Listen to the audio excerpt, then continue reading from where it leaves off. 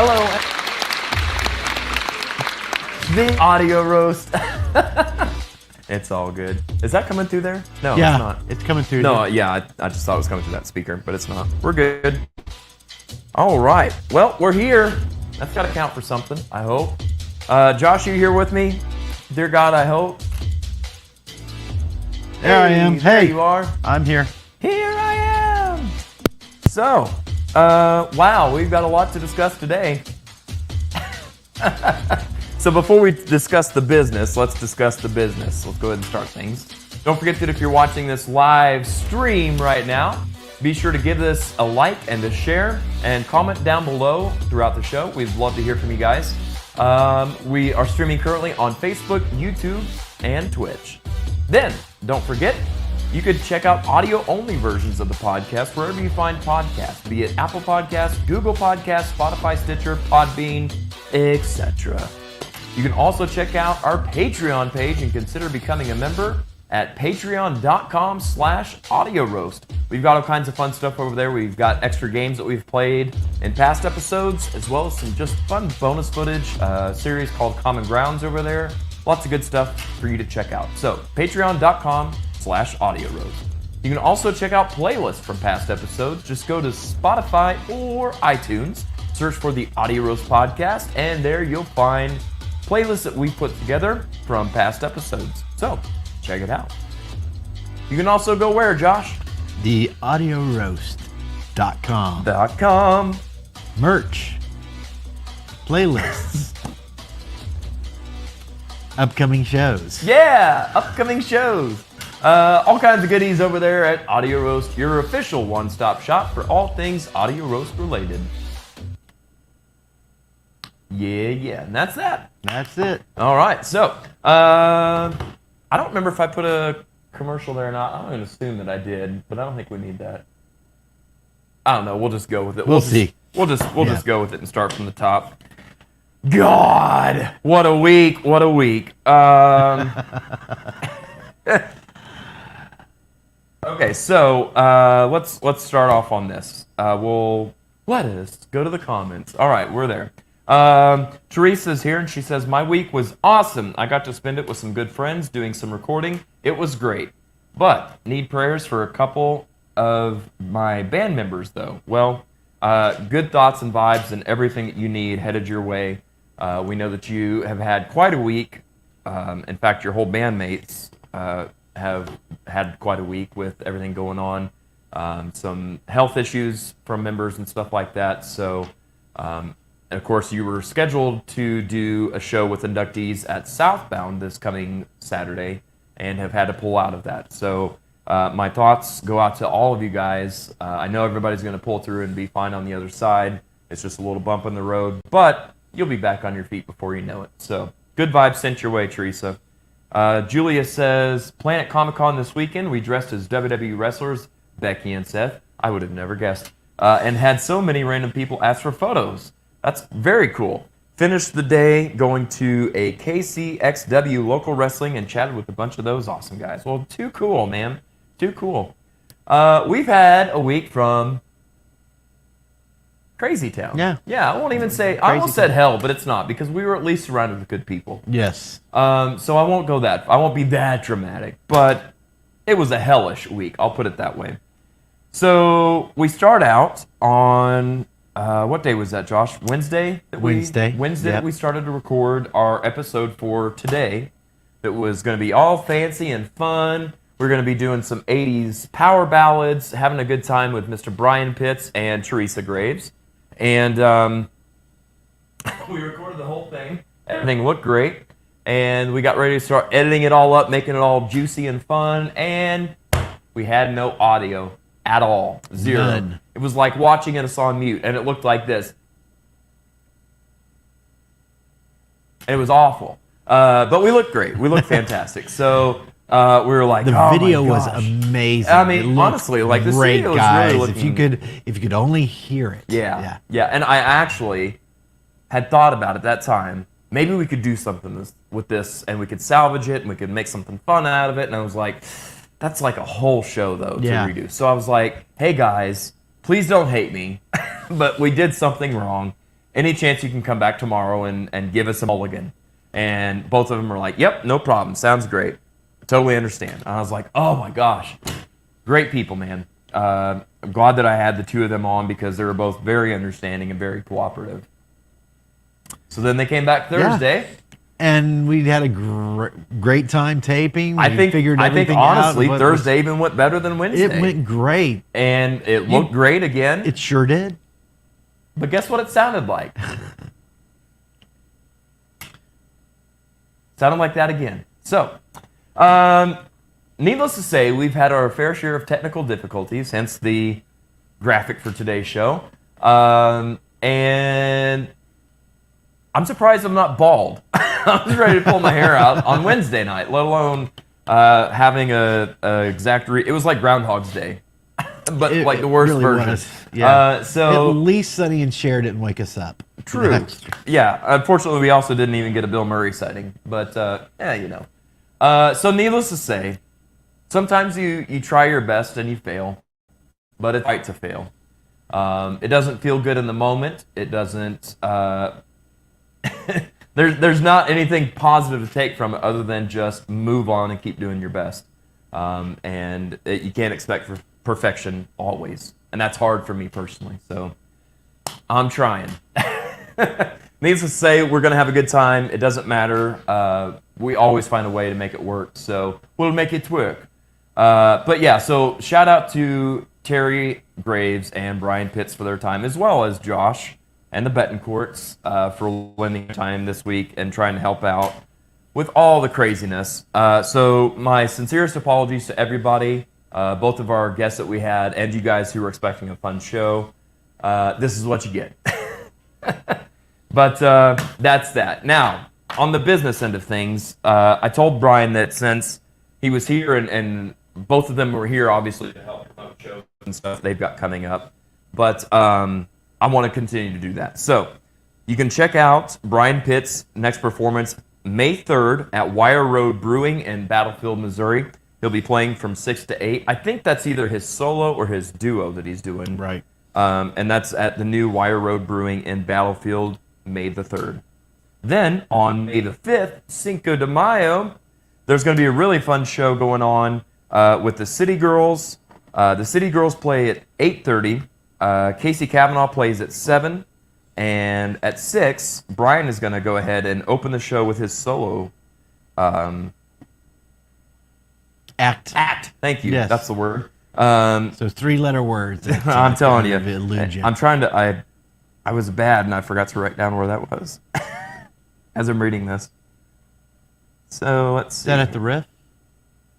Or Kiss? All right, let's see here. It is. Shoot. It is at the Cellar. That's right, the Cellar. Yeah. And if you want to catch Brian tonight, he normally hangs out at the Jam Fest at the Cellar. At the tonight. Cellar, So, yeah, Sunday night jam, yeah. It's good stuff. I've yet to go down there, but one of these days, might even be tonight. Who knows? Are you gonna go? I normally hit the air after we're done here. I tell you what, we may just have to venture on down there afterwards. We'll make it official. We could do an after party for this podcast. Do an extra shot over at the Cellar. Yeah. Sure. I got paid last night. Did you? I There you go. Just got paid today. Got me pocket full of change. All right. So another really cool thing that happened when we were filming the episode. Check this out. Let me get to the right camera there. Okay. That's it. Hey. Oh, well, that's so sweet. We can't see that. Can you not? No. Oh, sorry, wrong. There we are. There you go. Let's see if I can Get off there. There you go. You want me to zoom out on that a little bit? Nah, that's all right. Okay. So tell us what we're looking at here, Josh. I'll We let you are take the wheel. looking at a drawing of Terry Graves done in studio while she was doing her interview. Yeah. I almost wish I would have been smart enough to take a picture of the actual footage to be able to show a comparison, but this is awesome. We can do a screen grab. Right. Yeah. Yeah.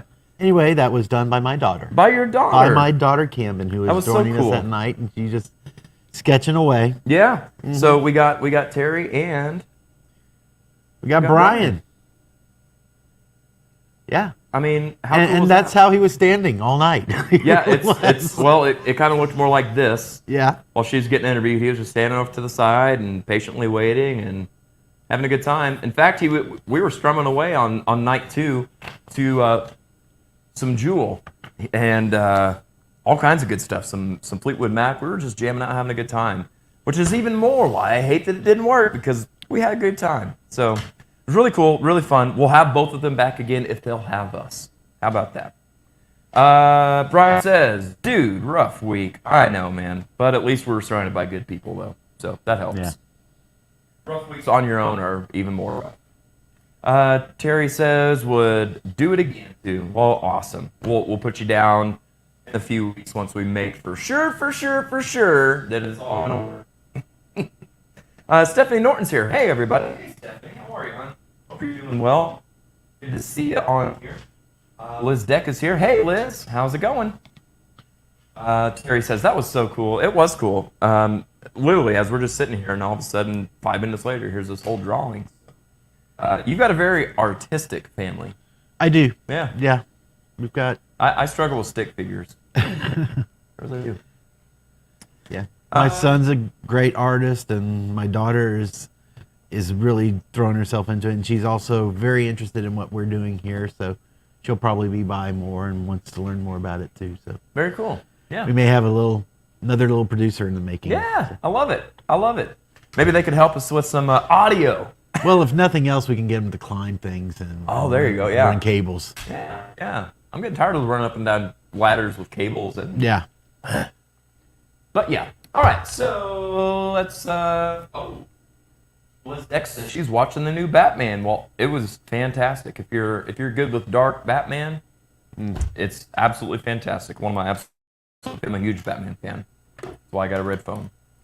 All right, Josh. Let's go ahead and take a little break. We're going to talk about some more fun stuff now that we got the business out of the way. So, without any further ado, yeah, I said it. Stick around.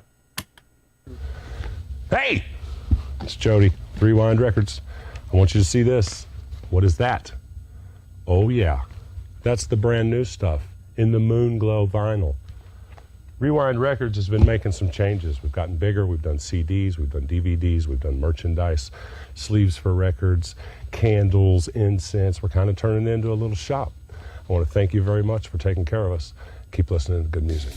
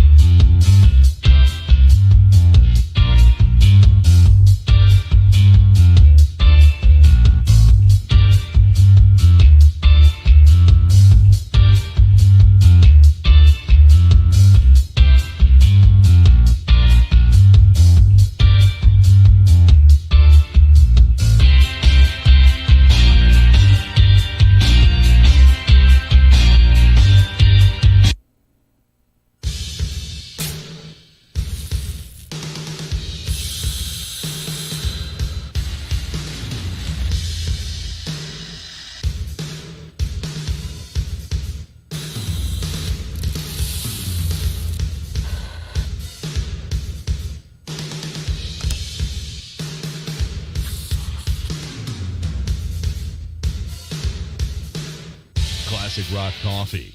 Our coffee rocks.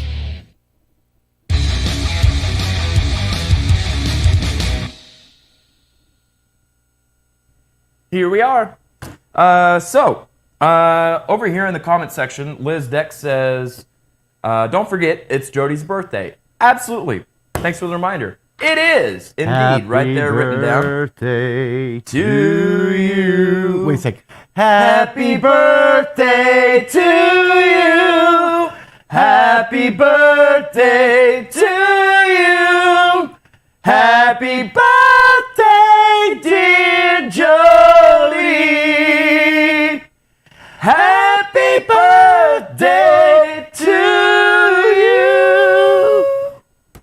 Not too high. Yeah. We got this. Yes, happy birthday to Jody Guy Cottengam. Also, yesterday was a special day for Jody. Hopefully he realizes this, but yesterday was National Record Store Day. So, hopefully our favorite record store here in the 417 had a great record store day.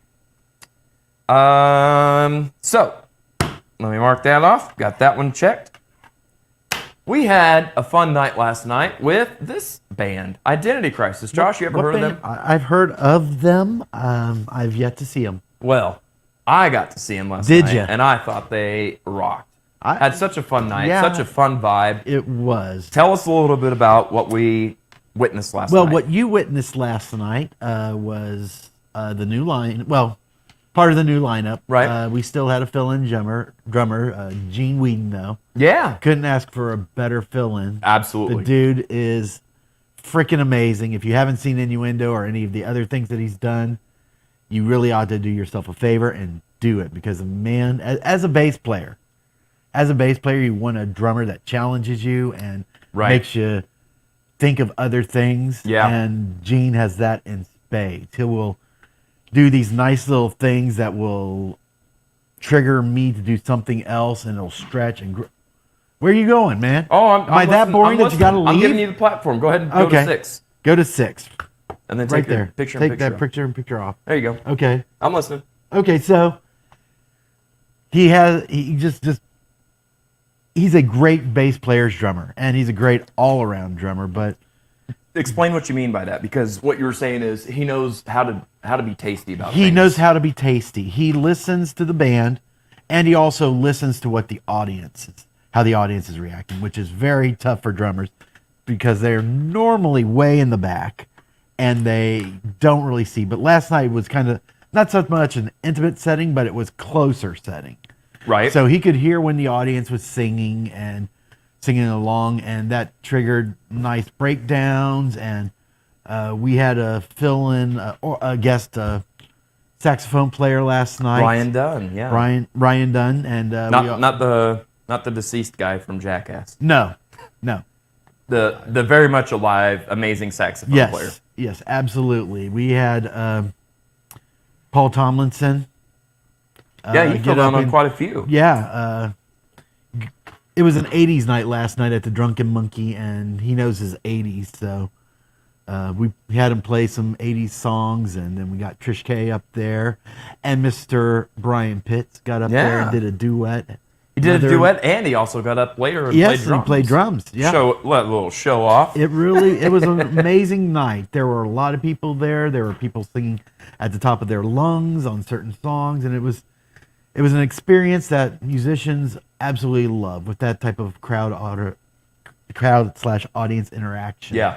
And I think everybody enjoyed it, and us not playing for a while to come back and have such a great show last night Yeah. was I'm sure it really felt heartening. good. We Yeah. really enjoyed it. Yeah, no, you guys really did great, and your vibe is still there, and in fact, I feel even more enhanced than what it was. Yeah. You know, as an overall, just your band is one of those good feeling, good time kind of bands. You know, so yeah, Yep. good stuff, really what good we stuff. Well done. And we're playing next weekend, Are you? Archdome. Oh, nice. Are Are you doing Friday and Saturday? Friday and Saturday? There you So, go. If you don't have a chance to see us Friday, there's no excuse not to see us that weekend. That's right. Yeah. That's right. So get her done. That's right. Get her done. I'm just gonna off topic. I have somehow managed to mess up my sound effects board, and I now have this little mini that's unlabeled, so I have no idea what I'm hitting. But I'll just hit something and Okay. we'll go for it. Archdome, check it out. Here come the rooster. Here come the rooster. Oh yeah. Oh yeah. Hey, We got some comments, or are we gonna talk? I ain't got no comments No? yet, but I'm gonna, because I'm Okay. gonna ask them, how does it sound today? We've been testing some different stuff, trying some different techniques, and we'd like to know what you think of the sound today. All answers were welcome. You don't have to be all nicey nice. You don't have to be a bunch of a-holes. No. Just tell us how it is. All right. Okay, So, comments. I think no. everybody's pretty quiet. Everybody's So our next piece of business here. Goodness. Business. Have you been watching I've been watching. What? any of the Johnny Depp stuff? There was a trending hashtag called Me Poop. Yeah. The Me Poop hashtag. Me poop. Me poop. Yeah, this is crazy. This is crazy. I had stayed away from it for a while because I'm just not that.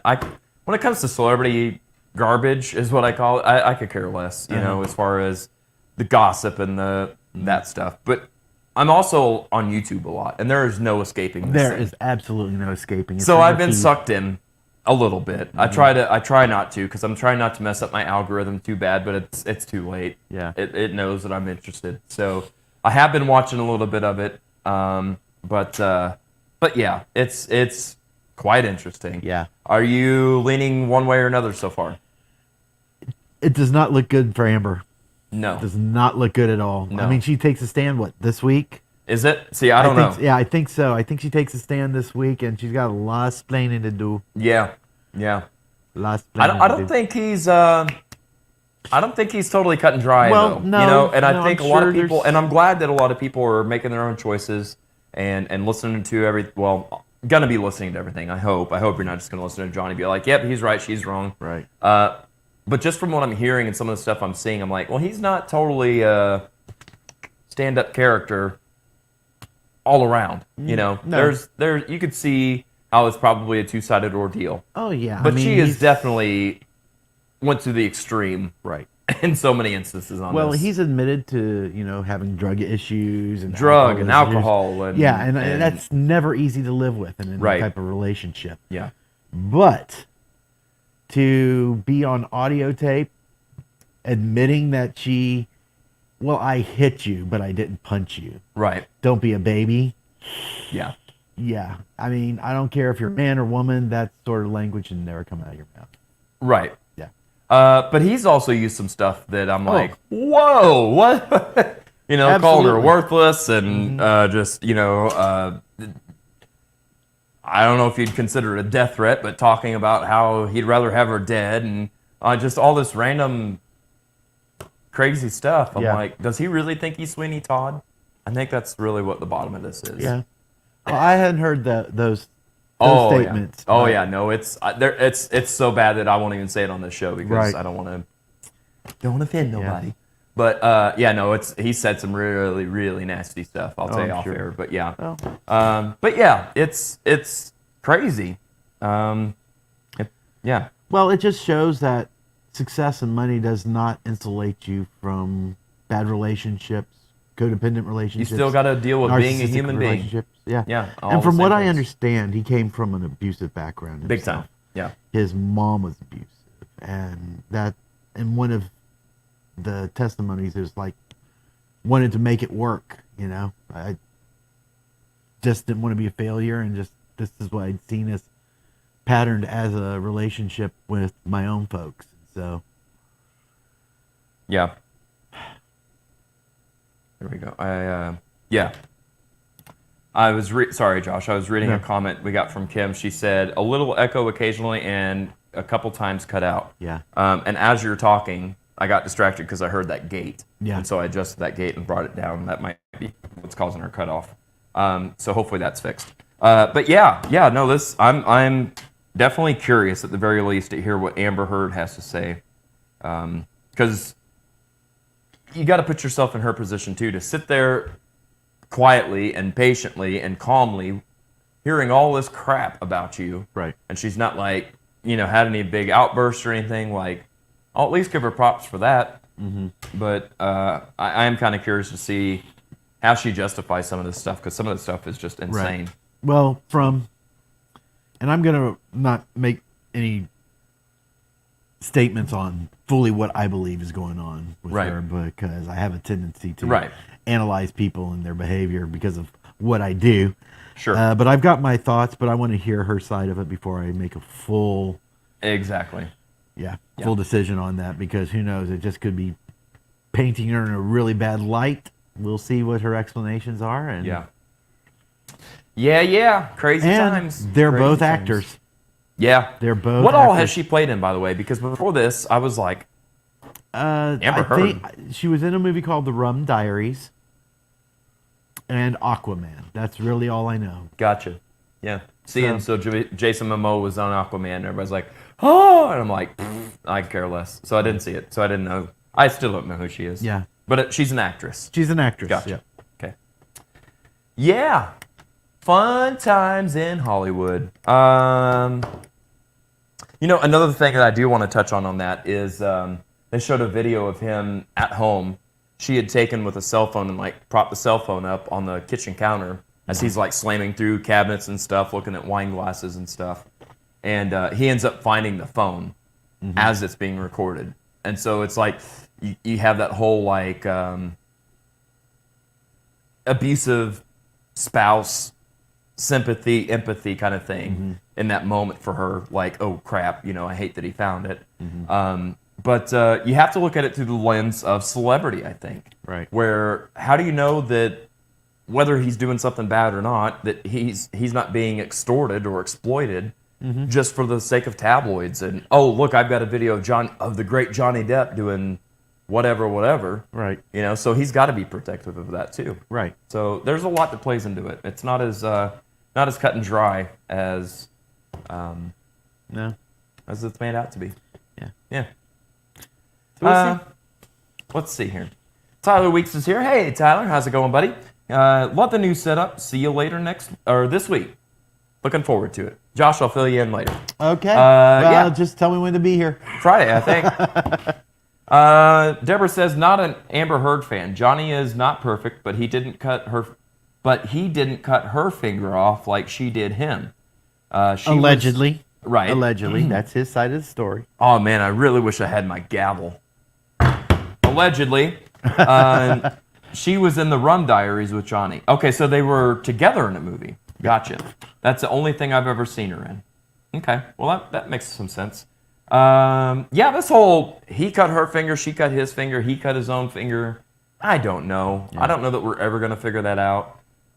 There is so much that I feel is grasping at straws, like hours and hours and hours of phone recordings, phone recordings of just audio, and they're playing like these little segments. And literally, it's like, it reminds me so much of the 80s with the PMRC and playing things backwards. Oh, did you hear that? It said something about Satan. And so she'll be talking, and he's in the background talking, and says something about cut his finger. And her lawyers are like, did you hear that? You said you cut your finger. And it's like, you can't make anything out of these. And beyond any of that, how toxic is your relationship is if at every moment you feel like, oh, I got to hurry up and hit record because I feel like he's going to say something bad. Right. Get out of it. Be done. It's like, God, shouldn't those be big enough trigger warnings to know, hey, something's not right. Right. If you're trying to secretly record each other, and whether it's for your protection or to sabotage or whatever, relationship's done at that point. Just over a year they were married. I think it was like a year or two. Yeah, it wasn't very long. No, yeah. I don't. It wasn't 2 years. I know it was under a year and a half. Under 2 years. So. Yeah. Wow. Crazy. Teresa says, without further ado, exactly. Glad you caught that.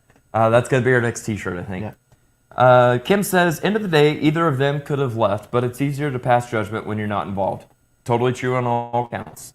I'm sticking to my guns, though. They should have split long ago.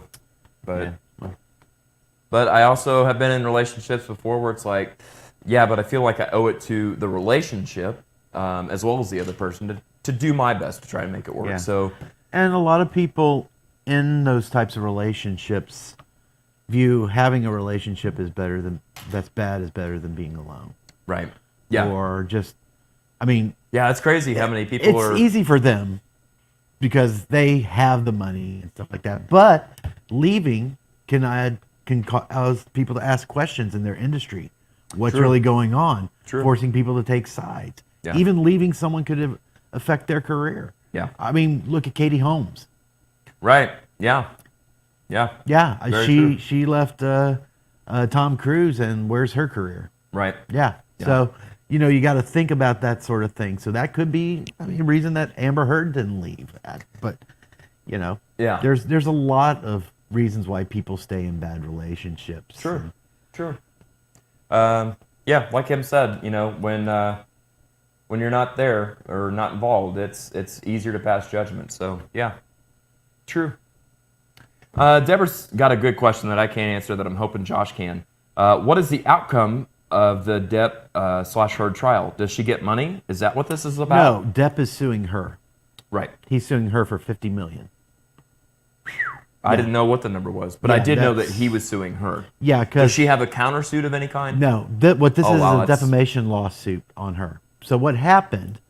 Right at their divorce, he settled with her for Okay. $7 million. Basically, I don't know if there was a gag order in place or what, but like a few months later, she wrote an article for like the Washington Post or some big newspaper Gotcha. talking about the toxic relationship she had been in. Didn't mention Johnny's name, but everybody knew, and it accused him of the violence, accused him of the abuse, and accused him of all this bad stuff. And that's when after that article, is when he started losing the jobs in Fantastic Beasts, and he got fired from Wow. all these things, and it's affected his career. So that's the basis of the defamation lawsuit. That's what this is right now. But she never named him specifically.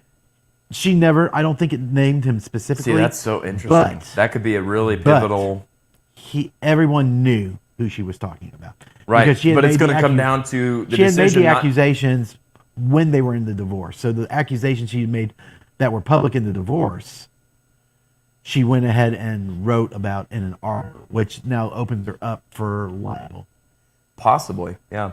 It's not even just going to be about Amber and Johnny, in my opinion. I feel like this is going to be kind of one of those defining cases that's like, okay, if you insinuate or if you, without naming names, Right. defame somebody, are you liable for defamation if you haven't strictly Well, I mean, given names?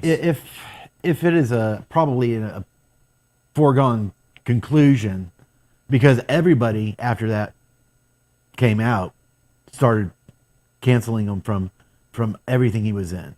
Right. All these he lost the Pirates movies, he lost the Fantastic Beasts movies after that article. So that article that Gotcha. was written about her toxic relationship and the abusive relationship started automatically causing him to lose jobs. Yeah. So that's what it is. He was damaged financially because of that, Jeez. which is the basis of a defamation lawsuit, is that you have to be able to prove that there is financial damages. Right. Here. Yeah. Yeah. Crazy, man. This whole thing's crazy. I don't even know. Like I said, I'm just going to be really interested to see what some of her justifications are for some of Yeah. this, because there's so much craziness with this. I wonder how his band, the Hollywood Vampires, are doing with all this. I don't know what their status is, if they're going to be touring, if they've got new album in the work or anything like that. But, it's easy to forget that he's also a musician. Yeah. He plays with a lot of other, insanely good musicians. Well, It's like a super group. It is. It's got him. It's got Alice Cooper. It's got Joe Perry. Yep. Is Bonham the drummer? I don't think so, but literally everybody in that band is somebody. Isn't Gilby Clarke in that band also, who used to be in Guns N' Roses? Could be. Yeah. I'll have to look that up on Yeah. the break. But it's a great band. I love a lot of their Yeah. music. But yeah, so I wonder how much of his career has been stifled beyond just his acting. His acting is his primary. Oh gosh, yeah, yeah, without question. Yeah. Without question. Yeah. I'm surprised, honestly, that, and again, I haven't seen all of it, but I'm surprised we haven't heard anything out of Tim Burton, considering how close they are and how many projects they've worked on. Right. As at least like a character witness or things like that. I've seen that they've had a few character witnesses on there. I haven't watched them. I've only watched Johnny on the stand, but yeah. Craziness. Josh, let's go ahead and take another break and get some refills on our Kofifi, and we'll be back right after this.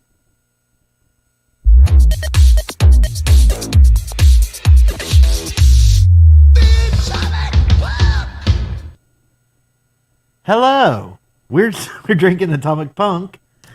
It is from Classic Rock Coffee and is a medium dark roast espresso blend with dark chocolate, strawberry, and clove. Do we have anything after this? Probably the rest of the death segment. Let us go to the comments. Better yet, let us Go to to the commercial. commercials. Hey Springfield, Robert and Cheryl Crook here. And together we are Zenlens Photo Media. You've probably seen us around town, but did you know we also do family and children photography? Don't forget maternity and infant sessions. As well as senior portraits and weddings. Please keep us in mind when you need event coverage and videography. Check us out on Facebook, Instagram, or at www.zenlensphotomedia.com. Or you can give us a call at 417-818-7067 and book your session today. I have just one question. Have you thought about being a guest on the show? We are currently seeking music lovers of all kinds to join in on our fun. If you're interested in being a guest, or if you just have questions, comments, or suggestions, you can message us on Facebook or email us at theaudioroastpodcast@gmail.com. You can also submit any topics you'd like to hear discussed.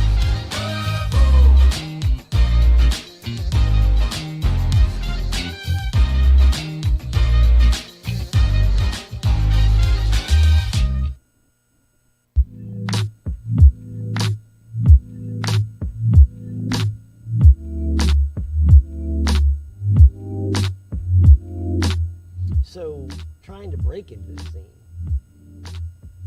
was impossible. Renee and I So were, interesting because it was not that way for me. oh my God, I couldn't get an audition.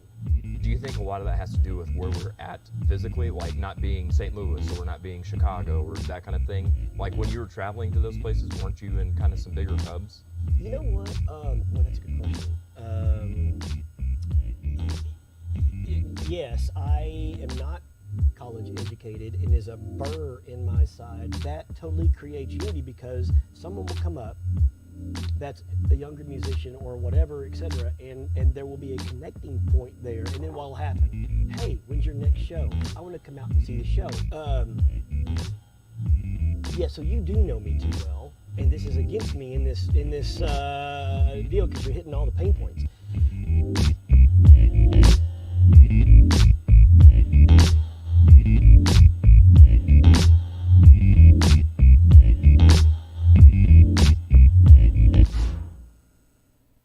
If you do it the right way, you know, you leave a little bit of change where you were.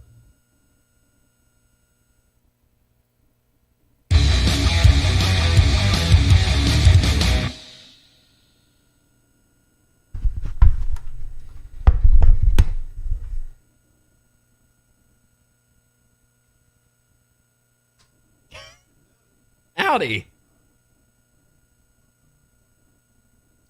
There I am. Am I here? You are there.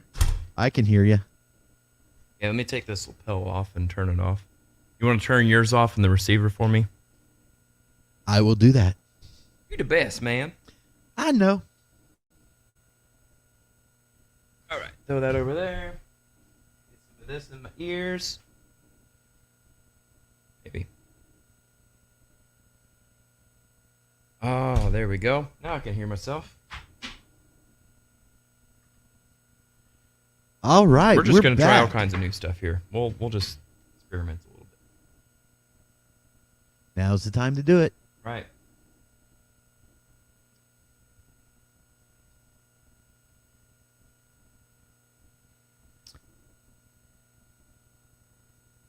Hello. Hello, I love you. Won't you tell me your name?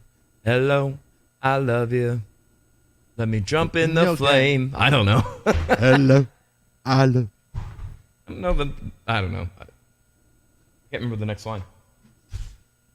Not much Oh, of a Doors Lord. fan. What's that? I was never much of a Doors fan. You weren't. No. Well, that's all right. Right, we got some Mementos. Chris Hankins says Bonham is drumming for the Hagar in the Circle. I don't know if also with Depp or not. Yeah. So, and I've been I lucky can look enough that to up real see. quick. Oh, it's already been looked up. Have you been looking that up? Well, no, we got some people. Oh, Yes, I was able to check out. Oh, can you mute all the other? Or are they? Yeah, they're not. 1 second, they're not. Got it. No. You got it. So was able to go and see the Circle perform. I want to say in 2016, 17, something. Down in your neck of the woods in Rogers, Arkansas. Oh yeah, at the Walmart Amphitheater. And my God, I'm a huge, literally, Sammy Hagar is on my top 5 vocalist list. He's of all time. amazing. Love him. Always And been he amazing. sounded so good that night. Yeah, I'm a big fan of the Circle. I was a big fan of Chickenfoot too. But yeah, good stuff. So here we go with the Audio Roast Research Department. Oh, Heyo. we got a research department. Audio Roast. I hope.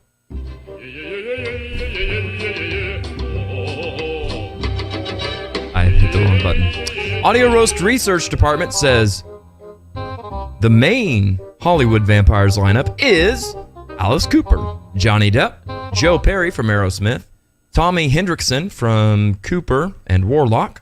Past touring members include Duff McKagan, that's right. Matt Sorum was their drummer from the Colts and GNR, and Brad Whitford from Aerosmith, as well as Robert DeLeo from Stone Temple Pilots. That's a heck of a lineup, man. That is. That's like nobody sucks. Nobody is the weakest link. Terry Jones is here. What's up, Terry? Hey Terry, good seeing you Hey, last Terry, night, buddy. put it in reverse. We had a great time with Terry last night, We too, did. by the way. I was able to finally sing a little duet with Terry. It was a song that's not supposed to be a duet by the man. We did a little You Could Be Mine by Guns N' Roses, and I'm just going to say for the record, I smoked you, boy. Oh, no, it was fun.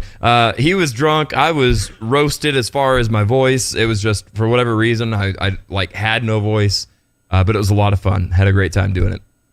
Robert says, loved seeing both of you last night. What a great time. Jared, we need to see more of those ninja dance moves, dude. I might have been Were you doing some ninja dance I might have been moves? tearing up to dance for a little bit, doing my thing.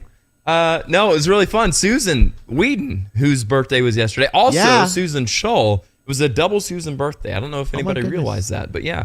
No, I just knew it was Susan. Doc and Sassy. It was Sassy's birthday. Nice. But Susan Whedon had been sitting in the back and coming up to the front every now and then and dancing and stuff, especially like when Brian went and played drums. Gene came out into the crowd and Right. he and Susan danced together, which is really cool.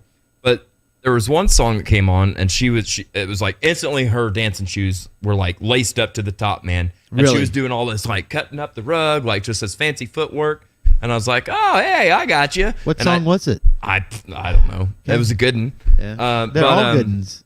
Well, yeah. There's not a bad cut in the bunch. There's not. There is a favorite of mine. Is I there? feel like there's a song that you do that like that's a signature Identity Crisis song. Which one? I'll let you take a guess. Dance Monkey? No. No? Nope. I'll let you take. Psycho Killer? There you go. Yeah. Yeah. Yeah, no one does that one. No, I think that's like your song. Okay. Yeah. So make it your song. Let me take a note. Yeah. And also I like the safety dance too. Psycho Killer. But anyway, so she Wait was. a second, she was, I'm still. Psycho. Safety. Killer, safety dance. Dance. Yeah. Okay. And she was cutting a rug, and I was like, "Hey, oh, you mean like this?" And I did my thing, and the crowd's like, I remember seeing the that. crowd's like, "What?" I'm like, "Yeah." Robert Cook goes, "Hey, man, where'd that come from?" I'm like, "Well, back in the day, a little dance lessons, 100 years ago." But yeah, it was fun. I was like, all right, back to Susan. It ain't about me. Definitely not something you would see in Death May Die, though. Not at all. But like Robert said, man, it was good seeing you as well. You and Cheryl both. I love you guys so much, and it was so cool from my perspective to be next to a mom and dad. Oh my gosh! Super proud of their son with his first show with the new lineup of his band, and I mean just grinning ear to ear the whole night. We're the Crooks. Yeah. And I'm like, man, I don't have kids, but I feel that through them. You know, like they that have proud, a lot to be proud of in Jacob. He is a great kid. Yep, got absolutely. a good head so. on his shoulders and not a bad guitarist. Not a bad guitarist, not a bad singer at all. I can't wait to hear him step up to the mic some more. Yeah, that's going to be That'll one of come our with things time. that we need to focus on is getting our background vocals all lined out. Yeah, no, it'll be there. It'll be there. Oh, it will. Everybody's talented in that band. It'll be there. Stephanie Norton says, wouldn't be the audio roast without technical difficulties. That's why we love you. That's right. Aw, that's so true. I guess that's how I'm going to have to look at it. Yeah, you know, it's, like I said, it happens.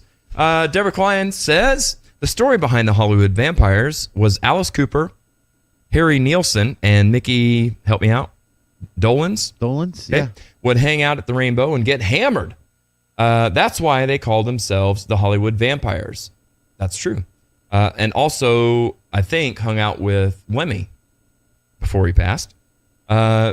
Mickey said they had a softball team, too. Watched a documentary on the Rainbow. It was a good doc. Yeah, I don't know which one I've seen, but I've seen a documentary. And I don't know if it was specific to the Rainbow, because I feel like the one that I saw also covered, like, the Whiskey A Go-Go, several different of kind of a Sunset Strip type of thing. Yeah, yeah. But yeah, that's very true. That's great background information. C-Press is watching on YouTube. Hey, Christy, good to see you. She says, sorry for being late. What happened?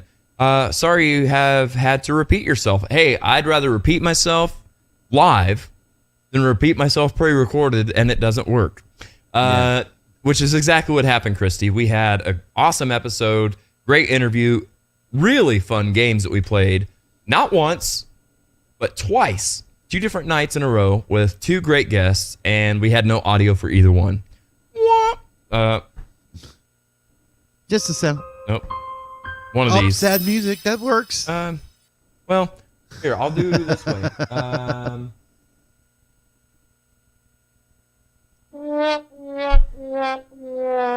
We had no audio. And it was what it was, man. So we're going to get back into it this week, and we're not going to let it slow us down or stop us or kill our spirits anymore. Onwards and upwards. To infinity and beyond. There you go. Jason West is here. Jason, hey to you too, buddy. Is he any relationship? Oh, I hope not. I don't know. His pale brother from another mother? Could be. We don't know about Kanye's mom. Well, yeah, true. Yeah. Let's see here. Julia says the band was named after the drinking club Deborah Klein mentioned. John Lennon and Ringo Starr were part of that drinking group too. Fair enough. Makes sense. Brian Betancourt says we also need to see Jared jump on stage impromptu sometimes. Just saying. I offered him a Poison song. He did. He was like, want to "Hey, do it. you want to come up on stage?" And I was like, "Well." He's like, "Sing some Poison." I'm like, "No. Can't be having all that." No. Well, you ain't know having what? it. We had done so much with so many different people that and we had to be done by what? Midnight. Midnight. Yeah, at the latest. Sound ordinance, since it's outside out there, and we just didn't have time to get everybody on stage that we wanted to. Yeah. And well, on the one song, and again, this ties into the kerfuffle that happened here on the show. I am, to a fault, admittedly, a perfectionist. Yes. So, like, if I'm up on, I'm not going to get on stage if I'm like, oh yeah, I know that chorus, that first verse, got it. God, Right. What is that second or third verse? Then I won't do it. yeah, You know. So the only song you did that I was like, after we had that conversation, that I was like, oh, I could do that, was "Shook Me All Night Long," and you had Trish up there. I'm like, oh, she's out singing the crap out of me. We'll let her do that. So it was a fun night. I really enjoyed it, and I'm glad that we didn't have to hear any Poison. There, I said it. It was really fun though. It was really fun. And I'll get up there sometime. Yeah. I'll get up there. I'll try to break my perfectionism, chip away at it. Stephanie says, can Joshua's window go to the up? Oh, that's a good point. Can you move your thingy up here? By your thingy, I mean your face. Oh, we need some music for that. Actually, let's go over here. So No, looking because then your way. that's gonna get covered up by the live thing. live thing. Okay.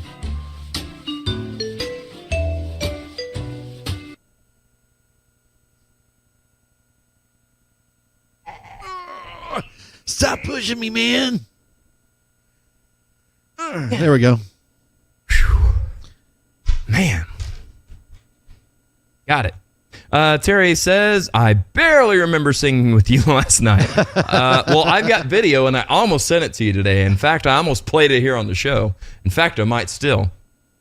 Says, I'm surprised I did it because I lost my voice during a song, but I must have been so drunk I forgot to not sing anymore.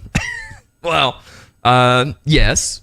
And yes, I also didn't have a voice, but I didn't care. That wasn't what was important. We just had fun being buds and singing together.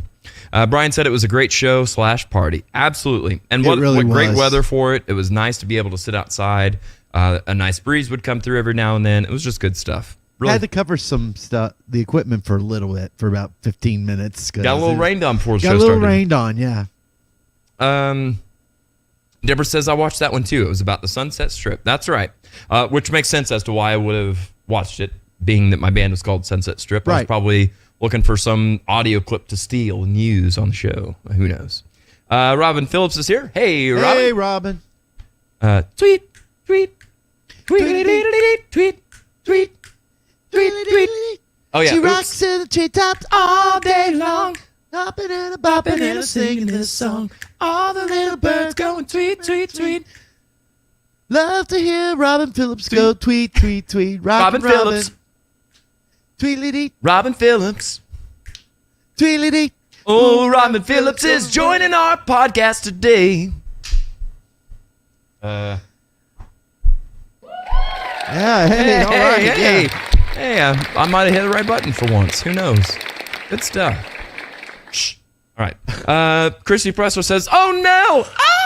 Oh!" If I don't know if anyone really knows the hard work you guys do. Much love to those guests as well.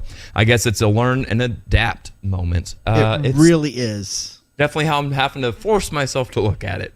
The word embarrassed is not a strong enough word for how I have felt all week. Yes. And to our guests, this tore Jared up. I mean, yeah, he needed to come out last night because he was, I wouldn't say that you were dour last night, but you could see it was really weighing on you. Yeah. So I hate it because I appreciate people giving their time. Like, it's not like we pay them to come on the show. It's a little platform to help the community, to help promote what they've got coming up, whether it be shows or products or whatever. Just me trying to give back. And so whenever I'm like, here's a platform you can use or not, I hate that feeling. And what really bothered you was not the fact that we were having issues. It was the fact that you felt that you let people down. Yes, 100%. And yeah, because like Stephanie said, like, we're used to having issues. Yeah, oh yeah, that's frustrating, and I get over it. It's not that's like she said, that's audio roast. Yeah, if it were just us sitting around talking and BSing for an hour and a half, then it's like, we don't have to put it up. We'll figure out what the problem is. Exactly. It's just the fact that we ask people to give up their time, and not once, but twice. Yeah. And the hour that you see is about a third of what we are here in the studio doing. Yeah, literally, that's exactly, I mean, at least. Yeah. That's just counting the segments that we have guests and stuff here. Yeah. Oh, boy. Uh-oh. It's like they know, man. It's like they know. Yes. The universe knows. Oh, I've got to have this one. Let's see if I can pull this up.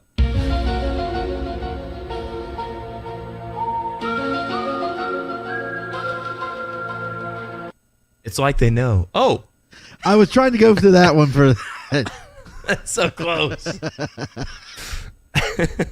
Let's see here. That one's not bad. Yeah.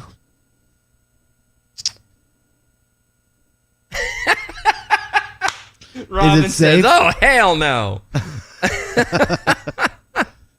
Oh, I gotta find our version. Right, I guess she didn't like it. She thought this of us. You suck. Well, Jason says, not related to Kanye West, maybe Adam West, but declined the role of Fat Boy. Oh, I love it. Yeah, Adam. Hey, I am a way bigger fan of Adam West than I am of Kanye West. Yeah. And I'm a even bigger direction. Just blew my own punchline. Even bigger fan of the Direction West. I don't know. Jody Cottingen is here. I like Head East though. Oh, do you? Yeah, they're not bad. You know. Way late, finally here. Well, let's go ahead and we're gonna have to do this all over again, but I'm okay with it. Josh, somewhere I think you've got a J&J split on your. Just you don't right have there? to. You don't. How about that? Yeah, that's the one. Is that what you're wanting? That's the one. That's what you're wanting? Ah, that's nice. That's not bad. Yeah, you know. Yeah. So, you know where we got to start? We should start on. Happy birthday to you. Happy birthday to you. Happy birthday, dear Jody. Happy birthday to you. And many more. Yeah. Seriously, man, hope you have a happy birthday. Yesterday, in case you didn't know, was National Record Store Day, and we wanted to shout out, a special shout out, to our favorite 417 record store.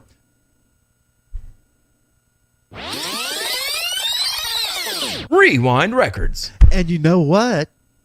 It doesn't have to be National Record Store for you to buy records. Hello. Yeah, you can go anytime they're open. They're open all the time in are. Marshfield, Missouri. 1100 Spur Drive, inside of Unique Antiques and Collectibles. All right. Let's see where we left off. Christy Pressler says, just give them more coffee and specialty Pop-Tarts. We all love you and appreciate your efforts and reason why you do this in the first place. Thank you so much, Christy. Thank you for that. Yes, here for more coffee. Speaking of which, I think I totally forgot to get more coffee on that break. Yeah, that's all right. Steven says, my grandmother would always remind me, allow yourself a bit of grace. I offer both of you the same reminder. Thank you so much, Steven. That's definitely, it's good to have and good to give yourself some grace. Because, yeah, sometimes we can be our own worst critics. Yeah. Good advice from her, by the way. Stephanie says, craving another Audio Roast live show. Anything in the works? Well, we're trying to get this little studio up and going first. Yeah. I guess we could cram some people in right. here. Which is funny because I've actually kind of thought about that. We got that green area there that we could have some guests sit in there. My thing is, this has been so much fun. But making this, I'm just going to be totally like as transparent as this little city girl shot glass here. Doing this live has been a lot of fun the last 2 years for me because we get this, like I say something, there's a little 10, 20, 30-second delay, and you guys come flooding in with a bunch of thoughts and comments and ideas, and I love that. That's a great, helpful thing for any time that you're doing anything like what we're doing. In a live setting, it's even better. Nothing can top like that instant reaction and response from a crowd. What we are doing now with the new format of the show is light years different and such a weird feeling. Like when I'm doing the monologue and we're telling jokes and it's like, I mean, we thought it was funny the first time. Hopefully somebody cares out there and finds it even remotely funny or like, any kind of response would be great, but it's like literally nothing. So I've actually kind of considered allowing some people to come in and watch some of the tapings and stuff to see, and at least then we can have like a mic in the room and get some crowd noise and try to liven it up a little bit. But I would still like to do live shows, yes. But nothing in the works yet. We got to get all these kinks worked out. Let me see if I've got the right. Yeah. All these kinks worked out. Sorry, Lisa. Robin says, over you singing, but everyone has said that to me. Oh, really? All right. Well, fair enough. Let's go ahead and I lost my place. Robin Phillips. There we go. Deborah says, totally dig Head East. Yeah. What was their song? Save my life, I'm going down for the last time. Oh, we better quit singing. Sorry, Robin. She said, loved your singing. All right, well, make up your mind. Just kidding. Yeah, the lead singer of Head East became the lead singer of Petra, so that's kind of... That's right. Yeah. That's right. Is he from around here, or why is he always around here? No. That is it just because of Greg? Well, Greg has lived in Springfield for a while, but the lead singer of Head East was a guy named John Schlitt who took over after Greg. So, gotcha. Yeah, but I've seen him like at Archie's and stuff. Like he's performed with the Dirty Saints and stuff. No, he's not with them anymore. Not with who? Head East. You're talking about the guy with the long blonde/white hair? That's not John Schlitt. Okay. He hasn't been with them since he left the band. Gotcha. Well, their new singer has been here a lot. Yeah. That's why I wondered if he was close to Greg, if that's why he was in town, or if he lives around here, or what his story is. No. Hey, research department. Moving on.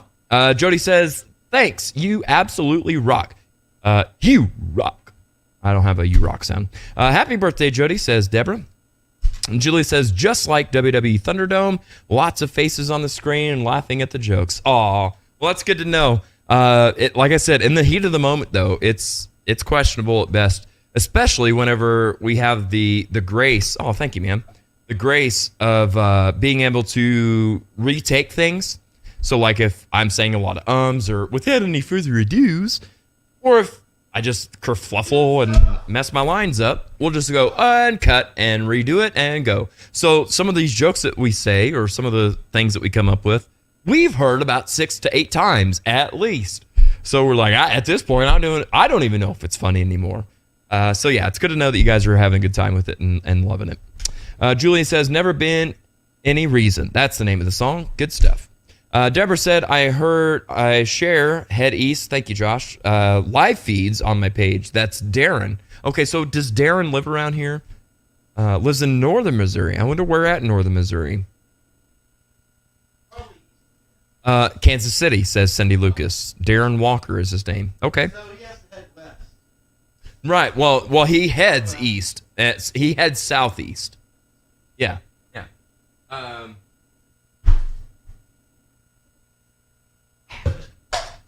Oh, whatever. Josh was kind enough to get me a brand new cup of coffee, so now I gotta do the whole, when the waitress comes around and messes your formula. Except for he didn't mess with it. My cup was literally empty, so I gotta doctor it back up. All right. Kylie Myers here. Hey, Kylie, good to see you. Happy Sunday, guys. Happy Sunday to you as well. Hope you have had a great week and a good weekend. Steven says kerfuffle, A+ word choice. Ah, thanks, my mate. Kerfluffle. It's a fun one to say. Christy says, random fun question. If you could do the soundtrack theme for any... Wait, I got to read that right. If you could do the soundtrack / theme song for any movie or show, which ones would you have done? Okay, so are you saying which show would I just make one for, or which show's theme song am I like, God, I wish I would have done that one? Which one do you mean? Which one do you mean? And does she mean that we would write it, or are we covering the Right. theme? That's what I'm saying. Like, which show are you asking that we wish we would have written a theme song for, or which show's theme song? I don't know what I'm trying to say. Yeah, we need some more specifics. We need some more specifics in your question, because that would be great. See. I've also got about 8 creamers laying on the floor over here that I knocked over, so no. Do you need me to come get those? No. You sure? Yeah. Show / movie you would have made yourself the theme song for. Okay. Okay, well, I could tell you that it wouldn't have been Big Bang Theory, because I love that one, and I couldn't have come up with something that good. It's a great song. I'm the first to admit, I'm a lead singer, man. Cool. I'm there. I am not a lyricist. I've written songs in the past. They're not moving. They're not motivating. They're just cheesy 3rd grade poetry at its best. And that's a stretch. So, I don't know. Man, I'd really have to think about that. Josh, do you have anything in mind? I don't know. Yeah.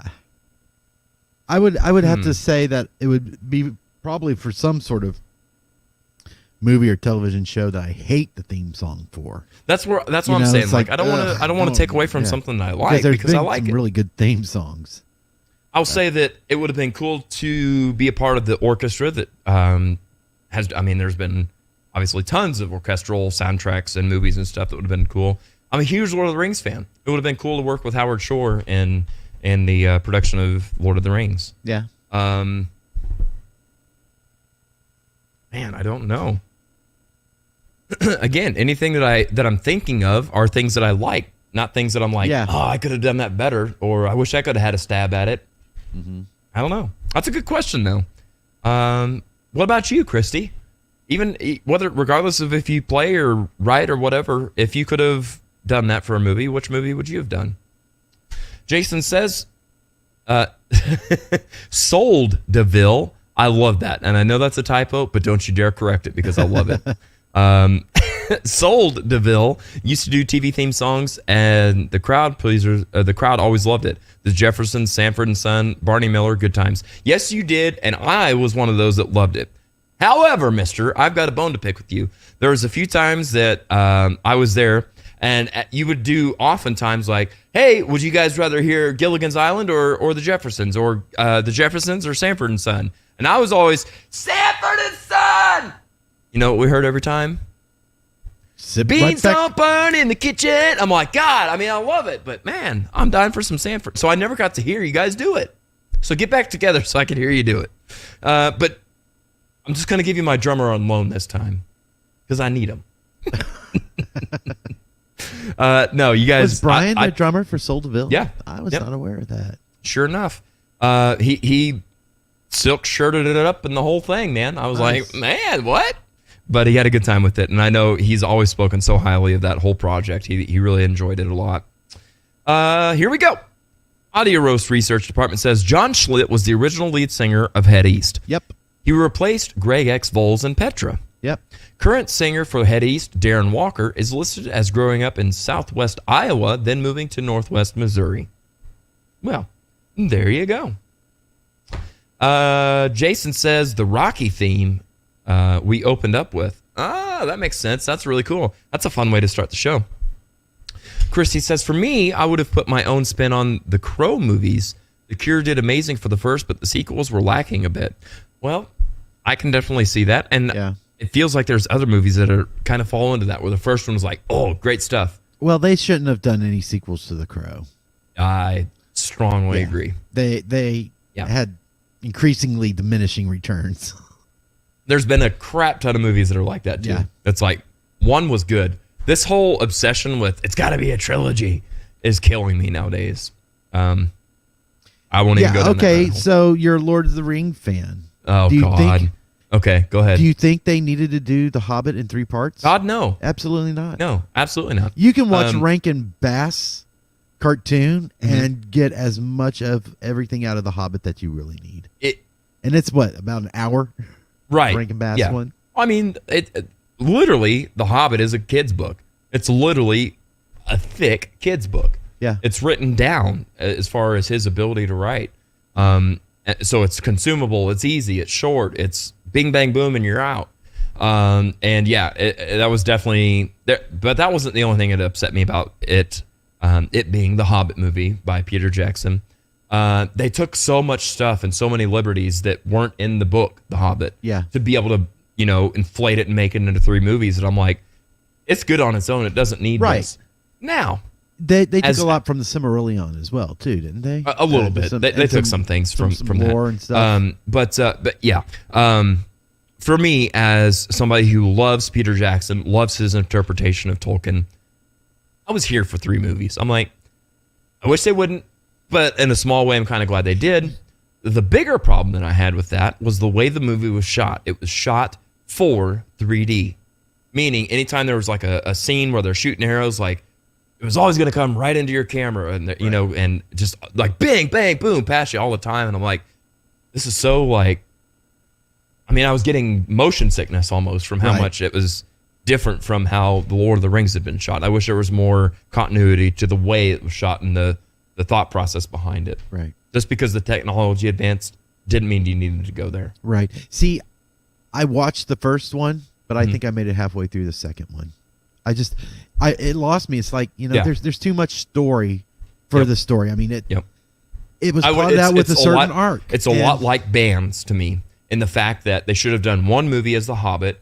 If they wanted a trilogy, do something else and don't call it The Hobbit. Right. It's like it's what my defense is for people that are like, oh, I don't like Van Hagar. You would like it if they would have changed their name. Yeah. Your argument is that they're trying to be Van Halen. Same thing. If they would have been, okay, here's The Hobbit and here's movie 2 and 3 and it's called whatever, The Shire. Yeah. And The Shire Part 2. You would have been, oh, this is great. But because it was all under the same banner and they tried to force a bunch of junk into 3. Right. Stuff that Yeah. wasn't in the book. Exactly. And, Jackson, to me, seems pretty much a purist. And why he added so much in there that wasn't in the book really kind of... I think a lot of that was scratched my pressures from the studio and a lot of We have to have 3 movies. Hey, we've got all this new technology. We need you to test it. And you better, because we're giving you the most money that we've given anybody. And right. I mean, there's so much behind the scenes. But yeah. Sherry says, back to Chrissy Pressler's question. Any Martin Scorsese soundtrack? Yeah. He had some good ones. Some good ones for sure. Jason says, the most amazing instrumental I have, an old cassette tape from Quincy Jones, the 5-minute version of Sanford and Son. I would love to hear that. I've never heard that. I'm sure that's on YouTube. I'll have to look that up, but I didn't know there was an extended version. Very cool. Deborah says there shouldn't have been a Joe Dirt 2. Leave the Jackass guys alone. There was a Joe Dirt 2? I want to say yes, and I want to say that he was, correct me if I'm wrong, he wasn't even in it. Probably not. What's his name? David Spade? Yeah. Yeah, wasn't even in it, I think. George of the Jungle 2, I never watched, and there was no point in it. Right. Yeah. Yeah. I mean, once you don't look out for that tree. Look out for that tree. Kim says, some of us love The Hobbit. Yeah, I know. You don't love The Hobbit. You love Smaug. You love, better yet, Benedict Cumberbatch. So there's that. Yes, I've exposed you. No, so I own, again, yes, Josh hit the nail on the head. I'm a huge Lord of the Rings fan. I own all 3 of the Lord of the Rings extended editions on Blu-ray, DVD. I had it on VHS, the whole thing. Same with The Hobbit. Own it on extended version of Blu-ray. I literally, anytime I'm like, man, I feel like, going to Middle Earth. I don't go to The Hobbit. I go to the Lord of the Rings. Lord of the Rings. And I don't care that I've watched it a million times. So, yeah. And is there any more powerful scenes than when Pippin is singing? Oh, my God. Literally one of my favorites. Yeah. And when Aragorn turns around and says for Frodo. Yeah. I mean. Yeah, there's some, incredibly moving stuff. And I don't get that from The Hobbit. No. And again, I know it's a kid's story. And so I'm not expecting that. But because it's Peter Jackson's interpretation of more Tolkien work, you would think that that's where he would take those liberties. He has a great writer, his wife, whose name just escaped me, starts with an F. Anyway, it doesn't matter. Is an incredible writer. She's the one that literally wrote the song Into the West for Annie Lennox. Right. Great song, great accompaniment for the movie, but there was none of that in The Hobbit as far as like, oh, this would be a great spot to put our kind of elbow grease on the movie and inflate it our way. There was nothing of Is it substance like Philippa? that. Something like that? What is it? Philippa? Philippa Boyens. Yes, thank you. Yeah. Yep, indeed. I've seen all the extra footage on those. Same. I have Lord of the Rings Trivial Pursuit. There's nothing Lord of the Rings on any of those discs that I haven't seen. Well, I'd like to play that with you. Really? sometime. Yeah, I love Lord of the Rings. Man, Bring we some may have to do questions some in. We may have to do Patreoning. that. May have to do some Patreoning. Might have to. I might get my butt kicked. I'm kind of scared now. Talking all this talk. Let's see. Christy says, I hit the button. They would have done better with a Hobbit spinoff TV show after doing the movie properly. That way, the tone would have stayed with it. That's definitely something that could have been considered. Would have been interesting to see what Bilbo's ventures were after. Yeah, Yeah, because there were there was a lot of stuff that happened between The Hobbit and the War of the Rings. Jared says David Spade was in it. Yeah. Yep, correct. You don't live 111 years. 111. Without having more adventures. I do not. Especially when you take after the Took side of your family. The Took. I do not, nor have I ever watched the VeggieTales. Uh-huh. But if you've never seen the VeggieTales Lord of the Beans, buddy, you are missing out. The best damn line from that whole thing. Have you seen this? I've seen VeggieTales, and I know what they're all about. So Okay. I don't know if I've seen the They Lord do of the Beans. puns and vegetable-related puns and stuff like that. So they were doing a Lord of the Rings spoof, and Bilbo's speech at his birthday party. I mean, when I say it made me laugh out loud, I'm talking like tears coming down my face, like laughing so freaking hard. The pun was, it was his, instead of 111st, it was his 1252th birthday.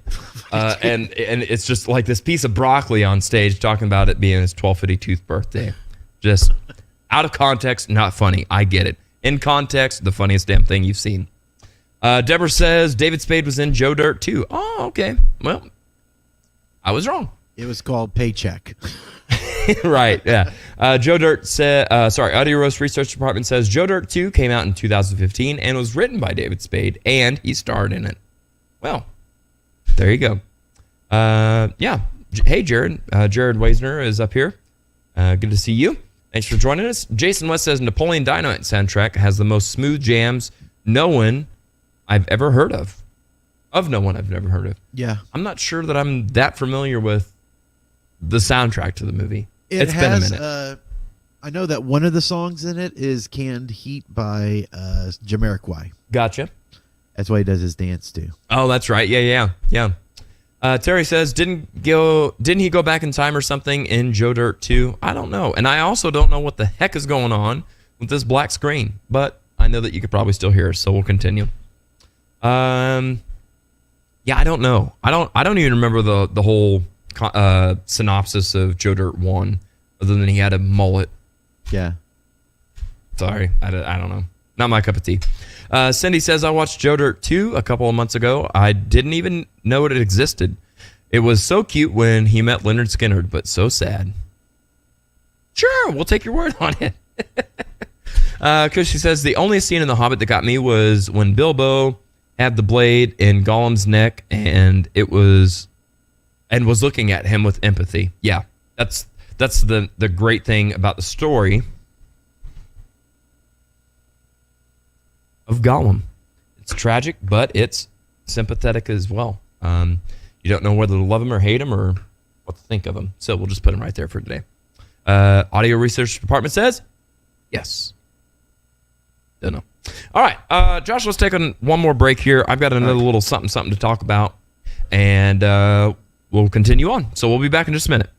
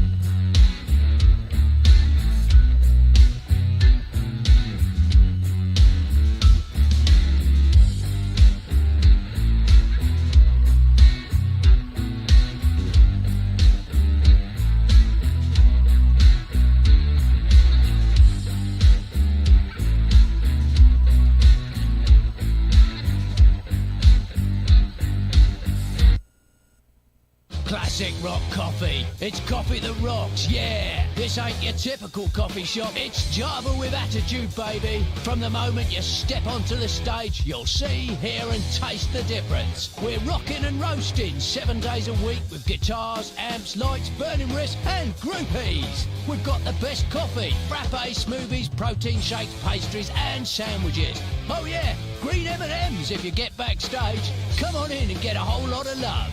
Get the idea, my babies? Even if you don't love classic rock. Well, that's impossible. You're gonna love classic rock coffee. Check us out. Located at Kansas Expressway and Sunset.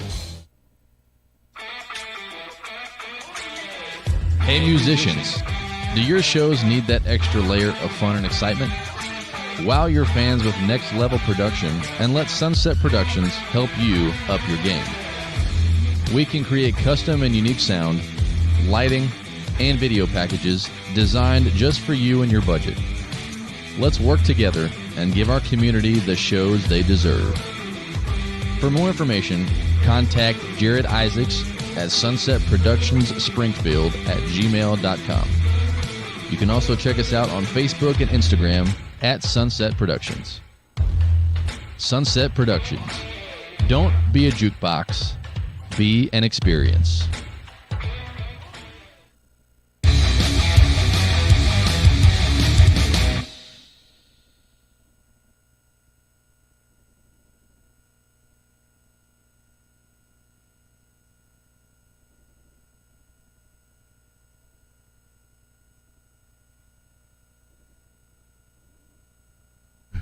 All right. There you go. And there I am. There he is. I is here. I went ahead and refilled my coffee, and then I heard a little jingle like, and we're back. And I was like, oh, God. And then I spilled coffee all over the place. So. The freshly mopped floor. Right. Yeah. Doggone it. After, what is this, week 4 of being here now, I guess? Uh-huh. Yeah. These floors needed to be mopped something bad. Yeah. Lots of traffic, lots of moving, lots of filthy cable musicians. Running. And, what's that? Filthy musicians. Filthy musicians. Yeah.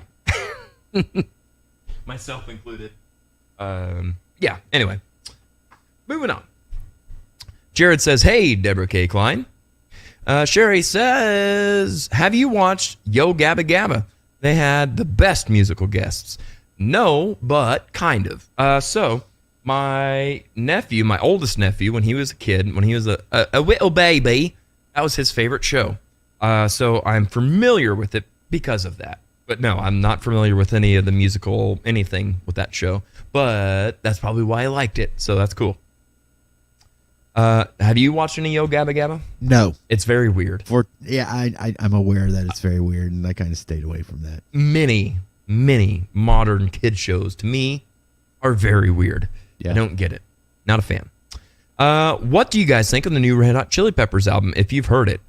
Great question, Jared. Thank you for asking that. I've not heard the whole album. However, I have heard their latest single. I've got it right here. I said I'll never remember it, but somewhere around here, I've got it.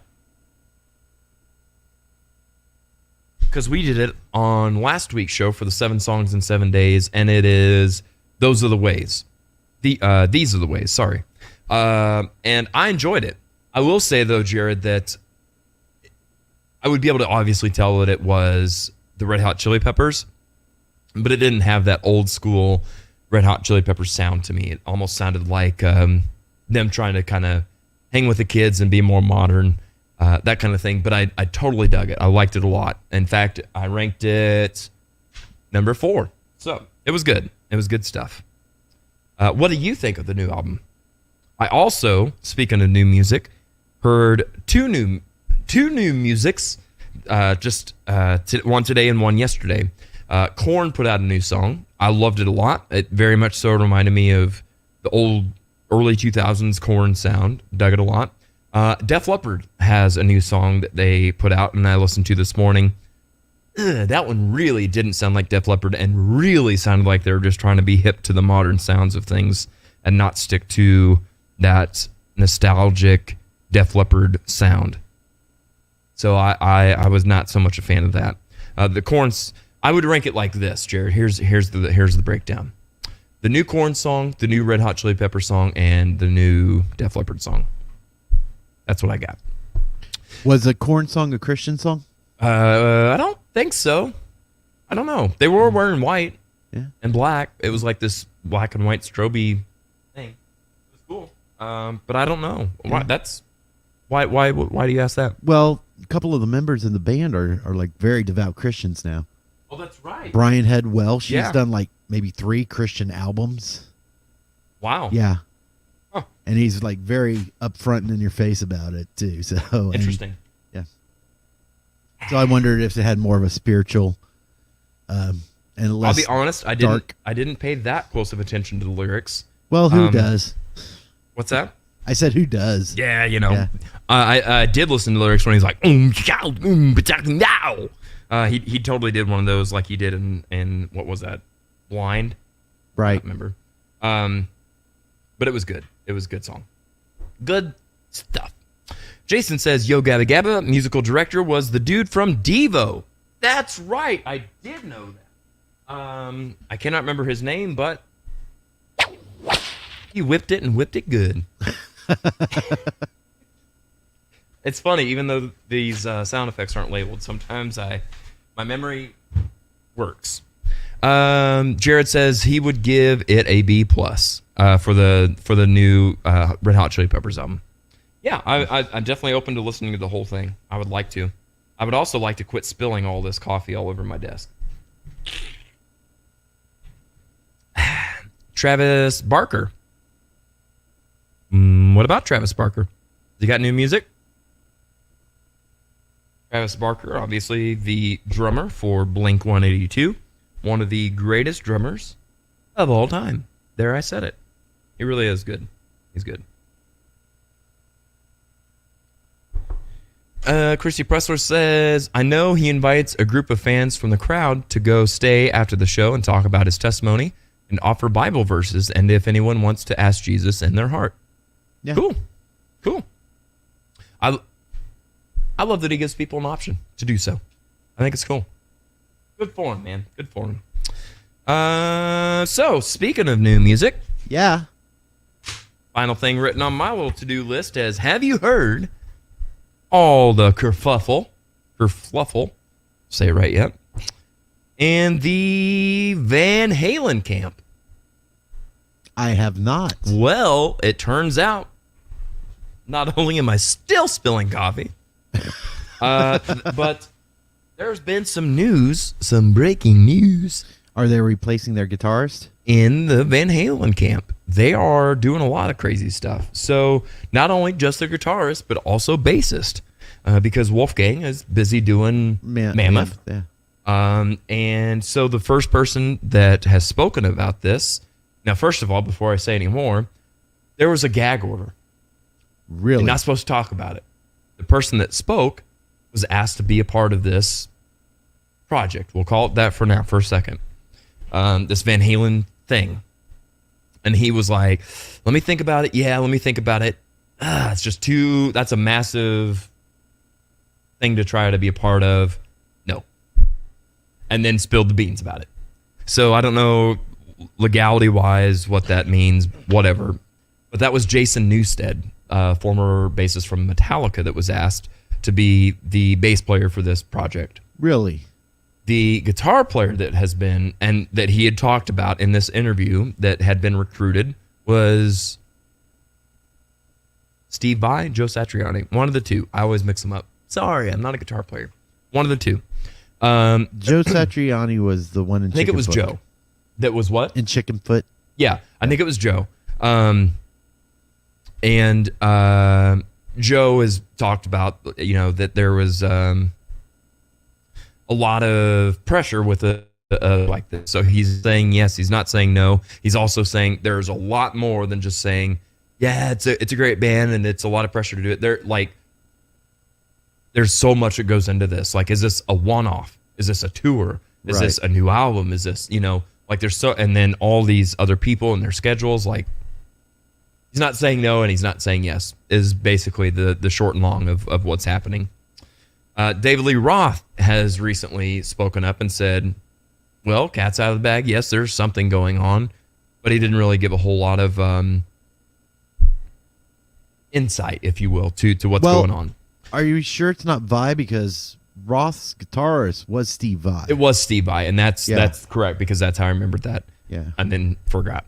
But yes, I think it was Steve Vai. So the whole thing is, and I listened to Eddie Trunk's podcast to listen, because he's close to a lot of this. Right. He's close to a lot of the Van Halen camp. And it's not just a tribute to Eddie, it's a tribute to Van Halen's everything. Right. Which means, is this open to Sammy? Is this open to Michael? Is this more than just a one-off show? Is this a run of 2 shows or 3 shows in a weekend? Is this a tour? Is this right. what is this? Nobody even knows yet. And I personally, as a Van Halen fan of both David and Sammy, would love to see just a who's who of. I was inspired by all these. Alex Van Halen, by the way, is the one reaching out to everybody and putting all these feelers out. Right. And allegedly even put out feelers to Tommy Lee, which I find ungodly odd.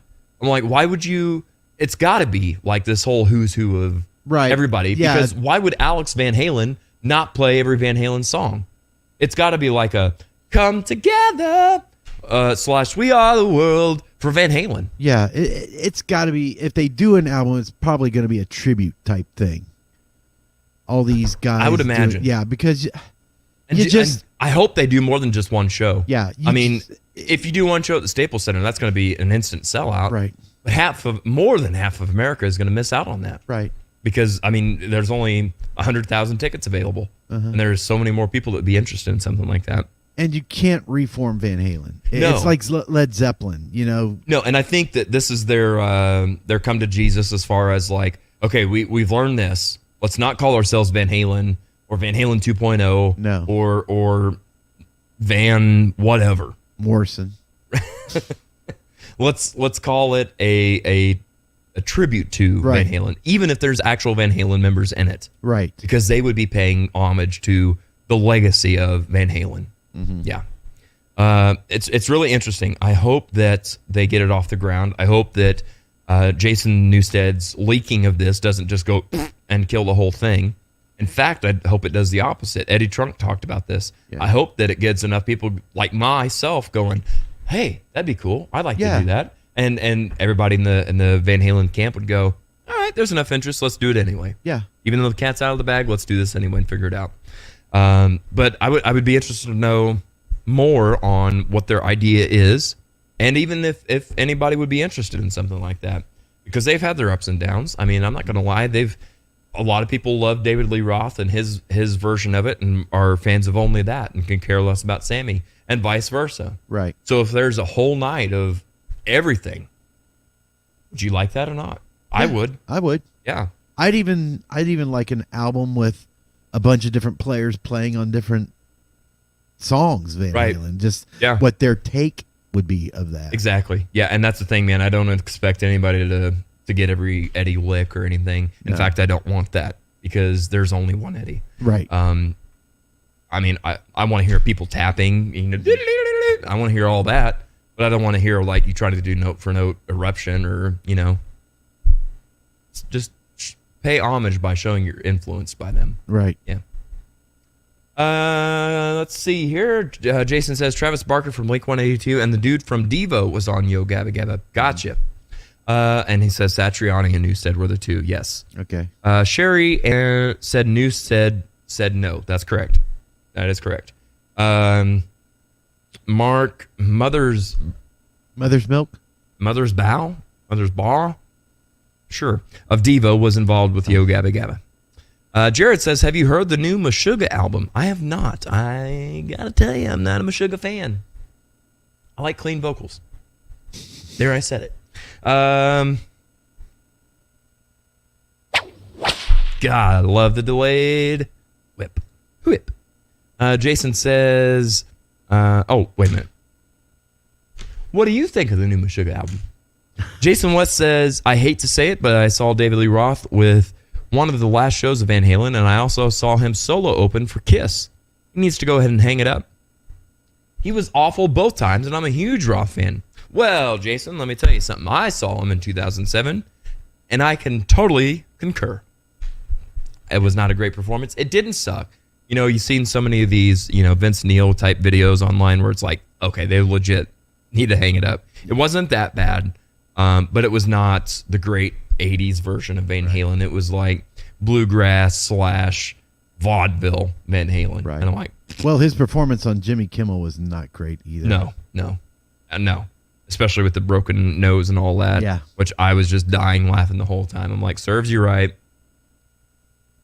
But anyway, I'm gonna write this down because I want to touch on that too. All right. So Russ Weatherby here. Old rock stars don't die; they just get harder up for money. So true, so true. The almighty dollar. Almighty dollar. Good to see you, Russ. Thanks for joining us, bud. Kim Garmer says, do you guys think the Foo Fighters will call it quits or replace Taylor Hawkins? Well, Josh, I'll let you go first. Although Taylor was a important part of that band, I think that band really is, the direction of that band is what's his name? Dave Grohl. Huh? Dave Grohl. Yeah.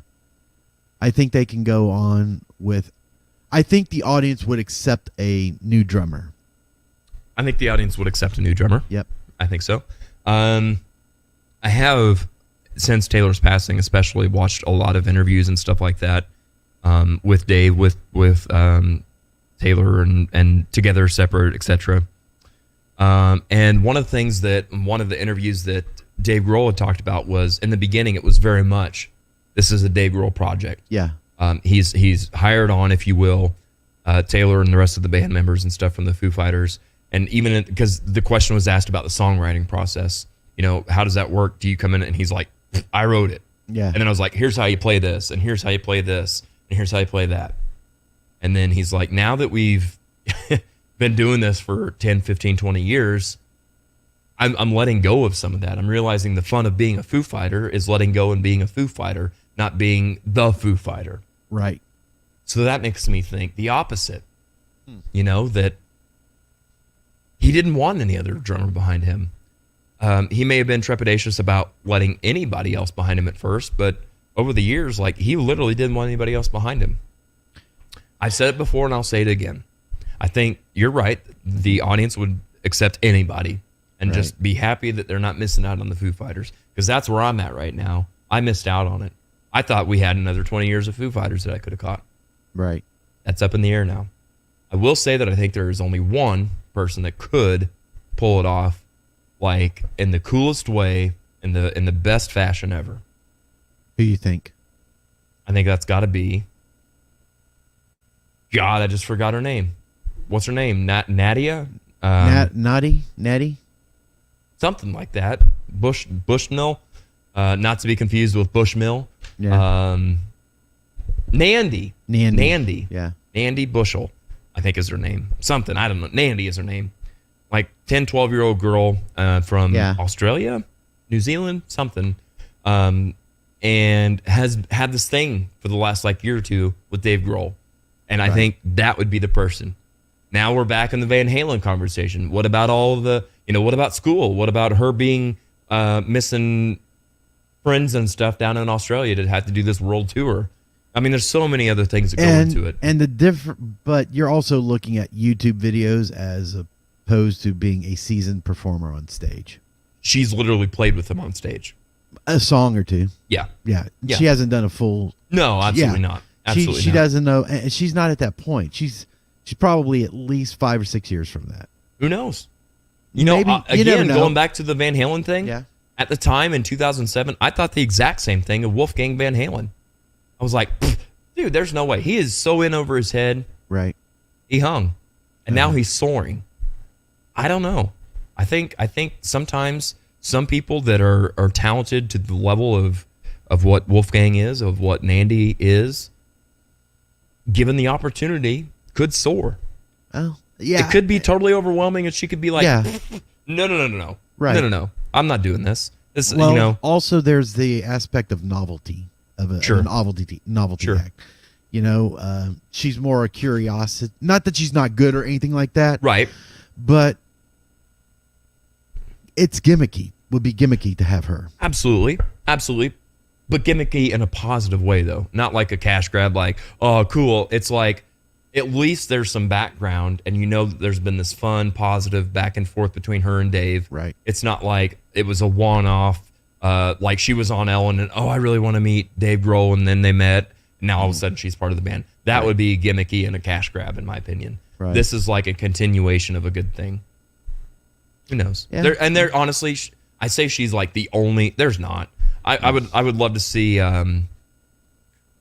Chad. What's his name from the Red Hot Chili Peppers? Who's also in Chickenfoot. Yeah. He would be a great substitute. And that's the thing too. Is this a tour? Is this a one-off? Is this a? Who knows? Well, I just don't want the Foo Fighters to die. No, and I think they're needed because they are the only rock band now. They're the only rock band. They're in my opinion the last arena rock band. And when they're gone, that is the end of rock. Strong argument. Because not that people still don't enjoy it, but there is not a new audience for rock. No, not new, especially raw, not current, rock like not that. current rock. Yeah. I mean, if you no look computers, at what, no tracks, like the Spotify, no samples, no. Yeah, the Spotify. The highest playing on Spotify is stuff from the 70s, 80s. Yeah. Nothing new. Yep. They're barely getting any play streams for any type of new rock. Right. Yeah, it's crazy. Yeah, it's crazy. So the only band that really is doing anything of note in the rock arena currently is the Foo Fighters, and they're what, 30 years old, 20 years old? Right. Yeah, 20 years old. Yeah. There's other rock bands that are making waves, but not like the monsoon waves of what rock used to be. Well, I was talking with Jacob the other day that rock is now jazz. Explain. People love jazz. There's still an audience for it. Name a jazz album in the past 10 years. I couldn't name a jazz album in the last 100 years. Yeah, name a jazz. Literally 100. There's I'm jazz not albums, but I'm not a jazz guy. There are jazz albums It'd be a Christmas being made. jazz. There are people who are playing jazz on YouTube, but there is nothing mainstream about it. Yeah, I don't think there ever has been. Yeah, it was. Well, oh gosh. Well, When maybe jazz- back in like the 30s, 40s, maybe. Well, even once in the 70s, once rock and roll started, it was even not in the mainstream 70s, thing. There was still some jazz stuff going out there. Some really I'm jazz not infused disagreeing stuff. with that at all. I'm saying mainstream, like the top. This is like But that's in the what top 40. and that's what I'm saying. The rock is gone from the the whole mainstream circle. It is like jazz. People who appreciate rock are like jazz. People who appreciate jazz. Maybe. Can't say that I'm one, but maybe. No, I'm just saying that it's the wagon wheel as opposed to the tire. It is outdated. People Gotcha. don't. Yeah, people aren't. It's not what's right in vogue now. Yeah. Yep. I totally understand what you're saying now. Yeah. Chris says somebody said the reason Alex reached out to Tommy was Alex couldn't do a full show with the catalog they have to cover, and also said Dave would need a backup too. Okay, well that makes more sense. That makes more sense. So it seems like it's live. What do you mean? Well, I mean, if you're going to be doing a catalog, you would only cover the stuff that you already know. Right. Yeah. It doesn't sound like it's going to be like a record or a recording. Oh, I see what you're saying. Yeah. Anything new. Yeah. Right. Yeah. I would agree. Or even a tribute well, album. and to be fair, and I'm blanking right now, but if I remember right, I feel like there's been other bands that it's been a similar situation. Like, okay, let's get back together, just get on the road, play the nostalgia. Hey, man, this is fun. Let's go in the studio and do an album. I think that's kind of the order that things naturally go in. So yeah, I would say that it's not like, hey, we're gonna do a new album. That's not like their number one goal. I wouldn't think it's either a one-off or a little tour or something like that. Yeah, I agree. Deborah says Van Halen on Broadway? ?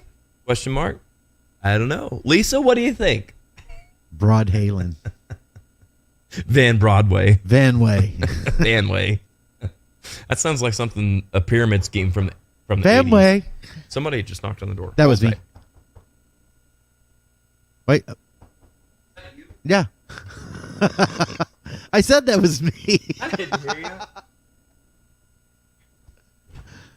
Good Lord. Here. We'll do it proper here, Josh. Let's see here. Who rang that bell? Vanway. Vanway. Can we interest you in some hot licks? Some hot licks.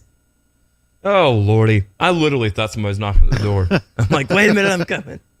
And then I'm like, who the hell even knows where we are? Oh, all right. Well, Tara does.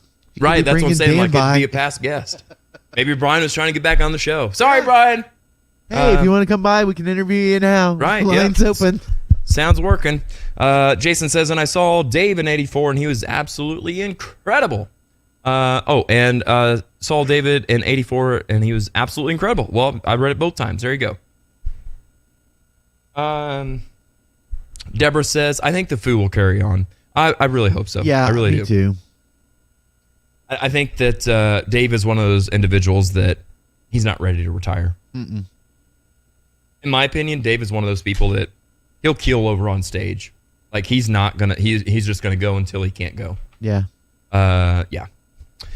Chris says, Jason West, agree. Sadly, the Circle was doing better at being Van Halen than Van Halen on the last tour, except Eddie's playing. He was still a beast until the end. 100% agree with you on that, Chris. I've not heard Sammy Hagar suck. I've heard David Lee Roth suck many times. Many times. I've said this before, probably on the show. There was a time, I want to say it was on David Letterman, back in like the early 2000s. David Lee Roth had put out a bluegrass Van Halen cover album. And ever since that was released, I feel like that's how he sang everything. Always after that. That's when he turned into this guy, and hey, might as well jump, yeah. And it was like, that's not Van Halen. That's not David Lee Roth. That's not anything I want any part of. There was some signs of that on his Eat 'em and Smile album. California Girls and I Ain't Got Nobody. That's actually very true. Very valid. That's true. He has a bit of a crooner in him. Yeah. And I'll be honest, there's a small part of me that really likes that vaudevillism. Yeah. I'm like, it's not bad. I think it's totally gimmicky and stupid to have a little square cut out on stage of a wooden floor with sawdust and you're cutting a rug. Yeah, that's But I'm not Van totally Halen. mad at it either because that little 16-year-old kid that doesn't have a clue about it, at least he's seeing it and saying to his dad, what's that all about? Right. So it's kind of keeping that alive, but it's not Van Halen. No. Do that on a David Lee Roth If tour. another band had done that, it probably would have been cool. Right. Like Hasty Dixie doing the AC/DC stuff. Right. That would have been cool. Yes, absolutely. But it's like, dude, you're the lead singer of Van Halen. You were the greatest frontman of all time. You are. Yeah. And now you're although like... I was not a fan of his voice, he was a showman. Yeah. And that was, Yeah, 100%. Now you're wearing overalls and a paperboy hat and grinning tap at shoes. the camera. Yeah, exactly.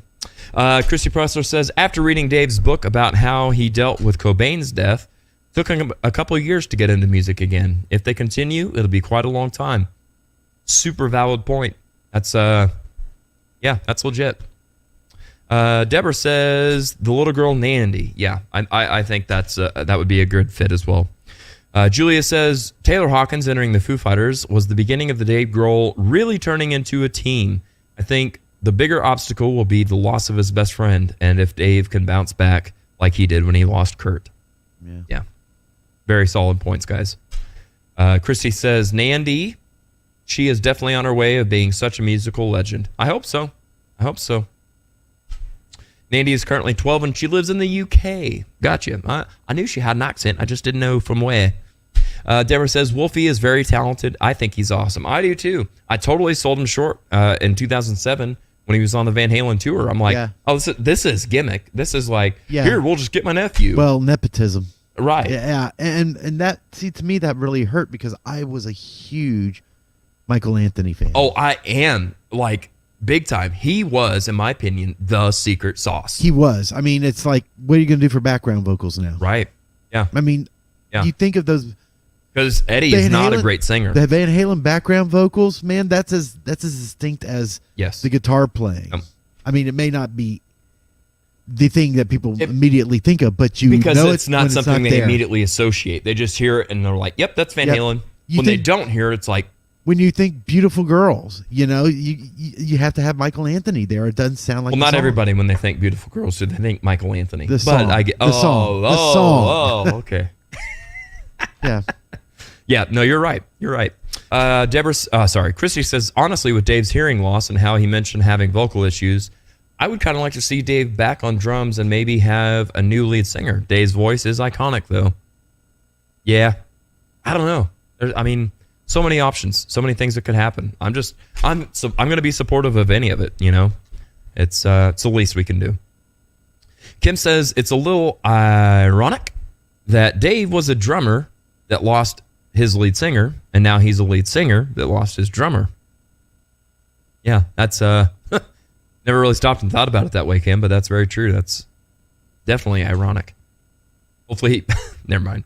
Hopefully he doesn't go on to play any other instruments. Julian says, at the school, we are fighting to bring back rock to these kids. They're getting it, but will that be enough? I don't know. Yeah, I hope so, Julia, but I'm afraid my gut feeling says no, because people want current. It's human nature to want the newest, the greatest, the latest, the freshest, the whatever. And if it's not rock, that's not what they're going to go to. And if it's computerized music, you're going to have the school of computers. There's going to have to be a rock-esque new art form. Something. There's got to be, even if it's a hybrid of I don't know. But, yeah. It's like how... I'm scared we're going to get away from people actually playing instruments. They're going to go, they're going to have one of these doodads and say, oh, yeah, I'm a drummer, you know, beep, beep, beep, beep, beep, beep. And it's like, no, you're not a musician. Right. You don't even get what makes this happen, you know? Well, so much can be done in the studio by one person nowadays that there's really very little call for bands. Yeah. Yeah. And the first thing that's going to go is drummers. Oh, absolutely. Guitarists, bass players, singers, they don't need drummers anymore. Nope. And I think bass players will be second because a lot of those bass lines and stuff are written by producers in studios. Yeah. Well, thank you for making me feel secure. Hey, you could always be pod boy. I can still play guitar. I can play guitar. Yeah. Want to pick up the old 5-string? I've got one out in my car. There you go. Kim says rock is going the way of jazz. That's what I said, yeah. Chris Smith says, as long as it isn't either Van Sharon, isn't another Van Sharon, it'll be fine. Okay, so... Chris, I agree. Josh, okay, so first time I heard Gary Sharon with Extreme was on their Pornography album, and my first thought was, boy, this guy's voice is a cross between Sammy Hagar and David Lee Roth. I said, and in my mind is like, he would be the perfect crossover voice for Van Halen. That's the first time I heard him. And he is. Right. The problem with Sharon was that Eddie had poor health at that time, and their album was crap. It was a terrible album. It was not a did not sound like a Van Halen album. Yep. If they had an album that had better songs on it, I think he could have done better. But I think he would have stood a better chance at a fair shake. He would have. I can't say that I would have been like, better songs, it would have been great. Gary Sharon was great. Right. I don't know that he was great for the band, but to your point. No, I mean. To your point, the band wasn't great for him at that time either. Right. Yeah. Exactly. I mean, the album, I listened to that album maybe once or twice. And I bought it. And it was like, I was so disappointed in that album. It was so un-Van Halen. Right. It was no hooks. It was terrible. No solos that stood out as like, it was terrible. Man, that's a storytelling of a solo. Yeah, it was a terrible album, and everybody was disappointed in it. And when you get a disappointing album, what's the first thing you're going to blame? Right. The new guy. Yep. And it wasn't the new guy. It was Eddie's writing at that point. 100%. Yeah. Elkie says, who rang that bell? That bell? You can ring my bell. Ring my bell. My bell. ring. Okay, anyway. I thought you were going to jump in on that one. Nope. Chris says, knock on the door. Dave's not there, man. Dave's not here. Jay Terry says, I'm not doing that. Terry Jones says, I have noticed from seeing how many listeners I get while I DJ that people are going more EDM over rock now due to the fun they have in the clubs.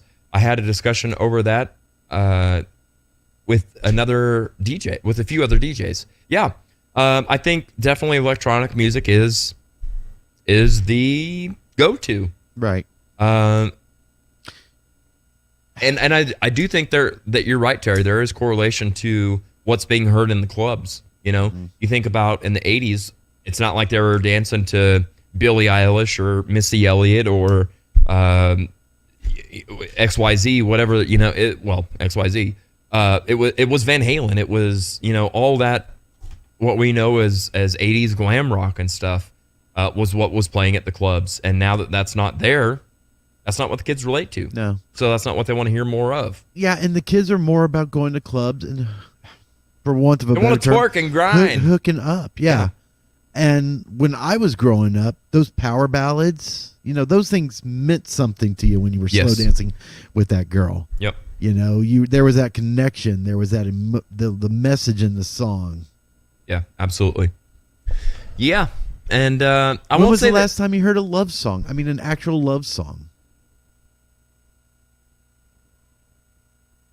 I have to think about that. Yeah. It's not been that long, but I will say the closest you get is WAP. Oh no! I mean, really, that's what you get now. I disagree with that. Really? Yeah, I do. Okay. I will say though, on that note, I actually hear more. I don't want to say anti-love, but breakup songs. Yeah. Than I do like, oh, you're my person, and I'm so glad you're in my life. Like I don't hear as many of those as what we used to hear in the 80s. Well, even in the 80s, there was a lot of breakup love songs. Oh yeah. Hello, they sell. I remember you because they're relatable. Yeah. People have more unsuccessful relationships than they do successful ones. Yes. That's numbers. Boy, we're really breaking this down today, aren't we? And sadness has a stronger neural pathway in the brain, so you're easily relate to those types of sad emotions. So if you want to get someone to really into your song, that's what you do. Right. Yeah. It's true. But no, That's I would say psychology fact for the day. as far as your WAP comment, I would say no. Think Adele. Think of Taylor Swift. Think of those kind of things. As much as I don't like Taylor Swift, there's who's writing a lot of love songs or breakup songs or whatever. It doesn't all have to be raunchy and totally sexualized. But the go-to is to sexualize things, over-sexualize things. Yeah. I mean, well, okay, when I think of like love songs, I'm thinking more like the slow dance thing. Sure. You know, and I don't see that from Taylor Swift. No, but that's I think a lot to do with the genre that she's in. She's in that pop crossover country, and that's what I'm saying. Yeah, there's nothing. So think Adele. Yeah, I could see some of that. Yeah, think Lady Gaga. Modern Lady Gaga is a lot like that. Yeah, she's gotten away from the paparazzi and the disco stick and the whatever. Like she's doing literally duets with Barry Manilow and with it is that love, that lovey-dovey kind of thing. Right, and those are getting a lot of airplay. They are. There. For better or for worse. Well, no, I'm joking. I know. Ones with Barry Manilow. I know. But if you're a Lady Gaga fan, that's on your radar. Yeah. I mean, country music is about the only place that you're hearing some of that stuff. True. Yeah. Chris says Strumming with the Devil should have never been recorded. I agree. Deborah said, Gary Cherone is not a bad vocalist. He's just not a good fit for Van Halen. I agree. And I disagree. I think he's a perfect fit had the album been good. That's fair. And he had another lead singer. He was coming off people who didn't even accept Sammy. Right. So the third iteration is never going to be. Why has it got to be a trilogy? See how it came full circle? Chris Smith says, I love Cherone with Extreme. Me too. But he definitely was not a good fit for Van Halen. Because the songs are crap. Deborah says, I'm not into the school of computers. I'll sit around with a keg with the hippies and freaks and knock out some old school. I'm there with you, girlfriend. Chrissy says, when they focus so much on Coachella. There's another one I'm going to write down. Coachella? Yeah. That has turned into a fashion show now. Yeah. It's not music. It has been for several years, though. I've got to write stuff down. I'm that old now. Otherwise, I'll forget. When they focus so much on Coachella with those vibes, they can't even remember to add Joey from Slipknot to the Grammys in memoriam. It will always be a fight to continue rock's legacy. Yes, but even more specifically, metal. Metal has always been shunned at the Grammys and anything like that.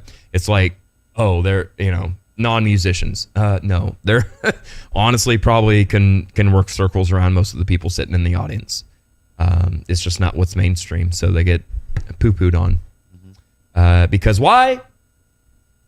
Sometimes it happens. Yep. Kim says, I'm not a fan of computerized music either. I've said it before, but there is very little reach out to the next. There is very little reach out to the next generation. Yeah, they don't have a lot to look forward to musically. There's nothing like super inspiring like we had with Eddie Van Halen. Oh my God, I really want to do that. How do I learn to play guitar? We don't have that. There's also no mystique to it with the invention of YouTube and the internet and stuff. Like, you don't have to go and buy all these magazines and try to figure out what was Eddie's sound, how did he get that, or what was his pedals like, or you just go look it up on YouTube and now everybody can do it.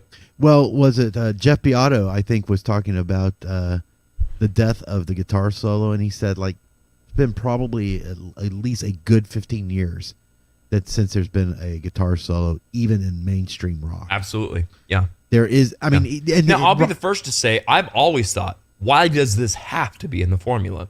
Right. Does every song have to have a solo? No. But for a long time, we sure thought it did. Yeah. I could tell you many songs that I'm like, yeah, there's a solo here, but it's not memorable enough for me to believe that it needs to be here. Right. Well, what he's saying is that there is no solos anymore. No, yeah. There are breakdowns. Yes. Yep. Exactly. And it changes up there. But there's no actual soloing going on. Yeah. Yeah. Yeah, it's crazy. It's crazy how music changes like that. And it kind of started toward the end of grunge. Yeah. Yeah. Yeah. Well, and that was kind of the point of grunge, was literally stripping things away. You know, like, hey, why do we need this spandex? Or why do we need this big hair? Or why do we need this solo? Or why it's just stripping down and peeling back onion layers of fluff. Mm-hmm. Or what was perceived fluff. Right. Because I'll take my damn spandex. Thank you very much. Christy says, last love song, Darren Hayes from Savage Garden released new music about love. Don't know the song. Never heard of Darren Hayes. I don't know what you talking about, Willis. But that's more to our point. Elkie says, last love song I heard was Kenny Wayne Shepherd Man. That's been a minute. And Christy I would says, say probably one of the last love songs that kind of made it everywhere was Tennessee Whiskey. Yeah. Maybe. But that's a cover. Yes and no. 100% yes. Well, I mean, lyrically, yes. Music-wise, not. Have you heard the original Tennessee Whiskey? Have you? So I feel like there's three. As smooth as Tennessee Whiskey. Have you not? I have, yeah. But I Audio Roast Research Department, tell me if I'm wrong. I feel like there's three of these. Mm-hmm. I feel like there's that one that's like this weird, wonky, stripped That's the down original feel. one. Huh? That's the original one. And then I feel like there was one that was done in the 80s that was like exactly like the Chris Stapleton version. No? No, because he got accused of ripping off Etta James's song. Yeah. At Last? No. It was the other one. Yeah, it's the one that we do. Yeah. Yeah. Yeah. Yeah. Chrissy says, that's one reason why I love Volbeat so much. They cannot stand solos. Yeah. Like I said, maybe not everything needs a solo. It's nice to have the option, I'll say that. Deborah says, someone you loved comes to mind.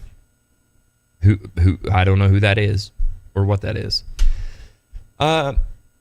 Excuse me. Chris says, solos are a lost art form. To think of all the time I spent learning and tapping and whammy bar tricks. Yeah. I think it's definitely going to be one of those things that is going to suffer. And I don't want to say necessarily go by the wayside, but it's not going to be as technically sound, I don't think, probably in 20 years as what it was 20 years ago. But did it need to be a big noodle fest like that and a show off kind of thing? I don't know. You know? I don't know. It's weird territory to me. Deborah says it's not that they're lost. It's just everyone is technical, if that makes any sense. Yeah, it does. Chris says David Allan Coe, George Jones, and then Stapleton made it into a blues song, not country. It was George Jones. I knew there was another version. Yeah, but his is more like the David Allan Coe. Is it? Yeah. And I'll be honest, I hate that song. I'm so done with that song. Total transparency. You guys were talking about country last night, and Robert Crook was standing next to me, and I go, watch it. It's going to be Tennessee Whiskey. And he goes, oh, you think so? And I'm like, I'll be out on before they even hit the second chord. And I swear to God, I hear bald, and I'm like, oh God. It's a good song. It's not for I everyone. love this song. It's just, it was way too overplayed. You know, it's exactly what happened to me with Poison. Yeah. It's not that I hate Poison. It's not that I necessarily hate their songs. I don't think they're great. No. I just heard them so many times. I'm done with it. Yeah. Same kind of thing. But I was like one of the few people that felt that way. Everybody else in the audience was like, yeah, Tennessee Whiskey. I'm like, Yeah. great, good for you, but not for me. And that's part of the curse of being a musician is you have to play stuff. Exactly. One But of that speaks to your band too. Though. Yeah. That's the whole point of your band. It's you are an identity crisis. Right. Are we a little bit country? Are we a little bit 80s? Are we a little bit rock? Are we a little Yeah. bit jazz? Are we, you know? It's a whole, yeah, it's and, a whole and thing. as a musician, one of my favorite songs before a band I was in called What's Next was Hurt So Good. I love that song. Okay. Mhm. And I learned it for the band, and I was like, it lost its luster after I learned it. You know, Yeah. it's like, oh, is that all there is? And then I had to play it for years and years, and Once bitten, twice shy. For me. people love that song, and I hated it. Yep. But the audience liked it, Yep, so I 100%. played it, and that's at times you got to do what you can, you know, Absolutely. or what you have to. Yeah, absolutely. Like I said, for me, that was Once Bitten, Twice Shy by Great White. When I was in Sunset Strip, before that, whenever I was in Rat Poison, before that, whenever I was in the previous band, like for 15 years, I sang that song. Yeah. And I'm like, God, if I have to sing that song one more time, I'm going to scream. But then I'd sing the first line, and people are going crazy and coming up and dancing. I'm like, Yeah. how do you Yeah. say no to this? Yeah, You know, gotta do it's it. you got to please the people, man. Mm-hmm. Kim says, look at the new rock albums coming out this year and the age of those artists. Yeah, they're older than me. Yeah. Yeah. I think about the only like really new band that's getting any heat is like Falling in Reverse. I don't know that I've heard of them. They did that song Zombified. They've been getting some heat on some of that stuff. Like that was the number one song on the rock charts a couple. See, and weeks that's the ago. thing too. I don't even keep up with the Billboard charts. I don't even know if that's still a thing. Yeah, You know, well, I mean, yeah. it's weird. Music is weird nowadays. Let's just stop doing music and Okay. let's just do the audio movie podcast. Sounds we'll switch to good. movies. Where you'll only get new content every 4th episode because we got to work in trilogies. Right. Jason, Well, we just need to develop 2 more podcasts so we can have a trilogy. right, exactly. Let's see here. Jason says Tennessee Whiskey, totally concur. Done with it. Yeah. And you know the pleasure that I get from that song is playing is the different ways that it comes out each time. Yes. Is the The improvisational fluidity, if yeah, that's the what we- improvisationalist improvisationalism. yeah, involved with that song. That song gives you a lot of space. Easy for you to say. Yes, a lot of space to change and to feel. It's very flowy. Yeah, if you're just playing very, it the same way over and over and very straight, then it is boring. I play nothing straight. Audio Roast Research Department says Tennessee Whiskey was originally released by David Allan Coe in 1981. Then George Jones in 83. Chris is far more R&B and has said it's a melody line from I'd Rather Go Blind. That's the song I was trying to think of. Yeah. I play it every time I'm with the band. So There you go. Yeah. Brian says, can't live in a world without futuristic Buck Rogers music. Chris says, at least you didn't have to play through Achy Breaky Heart days. Hey, I'd way rather play the Achy Breaky Heart than Tennessee Whiskey. I'm here to tell you. Because, in fact, I think it was Turn Up the Radio that we used to do by Autograph. Yeah. And I literally did. You talk about fancy footwork. I literally did the achy breaky heart dance. The bop, bop, bop, bop, bop, bop, bop, bop, bop. If you don't know, you don't know. But if you do, I did that during Autograph. I would way rather play any, yes, I said it, any Billy Ray Cyrus song than Tennessee Whiskey. I love Chris Stapleton. I love what he is for country music, especially right now. He is that classic country sound, that outlaw 80s feeling country. Yes, classic and new at the same time. Right. His, Yeah. his I mean, vocal you have to have stylings a dose are of R&B. new to be able to hang and Right. get noticed nowadays, and that's fine. But it's not like he's totally selling out Yeah. and going, and now that I'm here. I've been digging on Fire Away by him. Have you heard that song? I have not. Oh, dude. We'll check it out. Check it out. it Hey, speaking of which. What? Glad you said that. Let me see if I can pull this up here. Got to dig through some old stuff. It's been a minute since we've done it this way.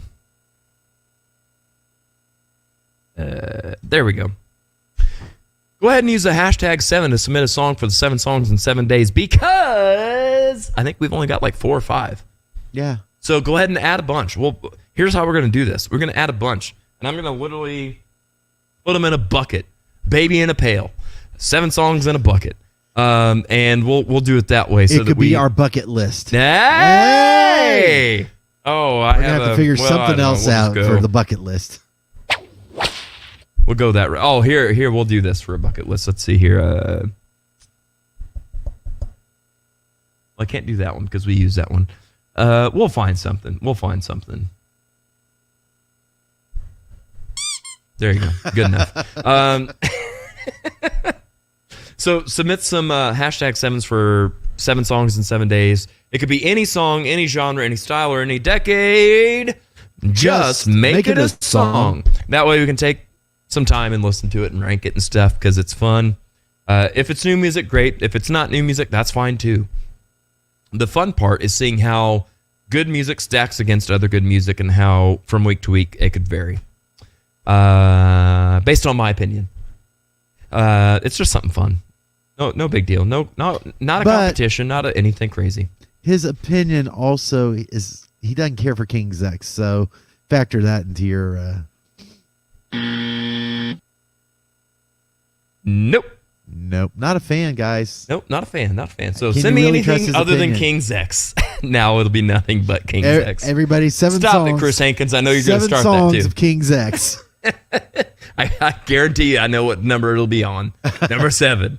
Maybe. I say that. You can't rank them all 7. No, I'm not facetious about the rankings that way either. If it's okay, I'll rank it as okay. If it sucks, I will rank it as it sucks. If it's great, I'll struggle all week and it'll be 1 or 2 or 3. It's always it can definitely be a fight sometimes. Chris Smith says technicality is only good when it serves the song. Exactly agree. I'm a feel player, so I'm more interested in making a guitar emote. SVR didn't need to get too technical into solos because he could make you feel what he wanted with his guitar playing to express on any emotional level. I have a problem with that. Okay, let's hear it. People don't realize how technical he was. Sure. He was extremely technical. Sure. He just made it sound. Made it emotive. seem easy. Yes, he was doing complicated jazz and classical stuff. You just didn't know it because of his approach. He was he was a shredder. That part is a stretch. Okay. He wasn't like a metal shredder, but like the speed at which he did that blues stuff. But it's not. That's a whole can of worms. Okay. Because it's not just about speed. No. It's about technique and philosophy behind what you're doing. And he was technical. He was extremely technical. Sure, but when I think sweeps, I sure don't think Stevie Ray Vaughan. You know what I mean? And I'm not a guitar player, but I know enough to know that there's different things that you can do. Right. And he wasn't known for a lot of those. Right. And there's nothing wrong with that. No. You know? But I get both of your points. Jason West, moving on, says, my favorite new band is a band of heathens, back to basics and killer grooves. Well, I definitely would love to hear some, so submit some in a hashtag 7, whatever your favorite song by them is. Sherry says, totally agree about Tennessee whiskey. I liked it about the first 1,000 times I heard it, and I was over it at 1,001. Hated bartending on karaoke nights. Nothing but Tennessee whiskey, Girl Crush, and Pontoon. Yeah. On my pontoon. Sorry, I'll stop, Sherry. I don't want you to leave us. But I agree. And don't get me started on all the crap country that came out in like the early 2000s. You know, Pontoon and Tornado and all these one word Honky tonk, badonkadonk. Yeah, right. Yeah. Oh God, what happened to Toby Keith? Toby Keith. He used to be an amazing country singer, and he totally sold out for crap country. Well, because it sold. Screw you, Toby Keith. I don't like you anymore. He does have the world's. I used to love you though. He has the world's oldest dog named after him. Really? Yeah. What didn't he also sing "My Red Solo Cup" or something like that? Red Solo Cup. Oh God. Why did I fill you up? And you know this song. I know that. Gosh, I think less of you instantly. Christy says... It was everywhere. Come on. He was inescapable. Christy Plesser says, I'm ready for Post Malone to do a rock album. His Nirvana live stream and duet with Ozzy were pretty good. Or actually pretty great, she says. I thought the Ozzy song sucked. I was happy for Ozzy that he was being able to be held in reverence and made to be relevant. But I was not impressed. Sorry. You know who I want to do a new rock album? Who? Dolly Parton. Think she could do rock? I mean, she was going to be inducted into the Rock and Roll Hall of Fame. She said, no. I appreciate it, but I'm not country. But I'm not rock. I'm a country girl. But I mean, I never thought about it, but if you want it, I might do a rock and roll record. I'm like, hey, sure, why not? Yeah. I'd rather listen to Dolly try to do rock than for somebody to try to do country that's not actual country. I don't know how to say that any better, but... Like the lead singer of Hootie? I don't know what you're talking about, Willis. Jason says, come on, West Hill, Trish. No, he's grunge. I'm sorry. Right. Grunge AF. Yes. Come see West Hill, Trish and Jason. Oh, for a split second, I had sound in both ears again, Josh. That was really nice. That's weird. For a split second. I think it's this stupid earbud, though. And out of that song... Oh, and we do the out of that song, Fire Away. Well, there you go. Matter of fact, I got some stuff to talk to you about, Mr. Jason. We'd love to have you on the show soon, so keep your inbox open. Chris Smith says, #7 as time goes by from Tora Tora. All right. I got to find my little... Oh, we can't use that sound either because that's my... No. I can't find any of my sounds. There we go. It's... Sure. There we go. That's our 7 songs in 7 days sound, I guess. Got that one. Julia says, #7. Mick Jones... what? Mick Jones nicked my pudding by Dropkick Murphys. Okay. Nicked my pudding. All right. Is this the Mick Jones from Foreigner? I've got to know now. How many nominations can be from the same person? Like, what if I sent you 7 songs and all 7 of mine got chosen out of the hat? It could happen. Well, I say send it. We'd rather have more on our hands to deal with than literally nothing. So send it. Send it. Sherry says, play something by Kiss. Is that supposed to be Kiss? I can't read it. KIXS. Is that a band? K-I-X. Or is that supposed to be NXS? I don't know. I'll look it up. Got it. Julia says, agree with Josh UA on SVR. Okay. Yeah. Jason says, YouTube, the band Heathens, Hurricane. All right. I'm just going to go ahead and pretend there's a #7 in front of that. There we go. #726 by the Charlie Daniels Band from Chris Hankins. Got that. Chrissy says, loved How You Like Me Now, and I want to talk about... I want to talk about Me by Toby. Yeah. How Do You Like Me Now is like the last Toby Keith song that I liked. That was the beginning of the crap country Toby Keith, in my opinion. Mm-hmm.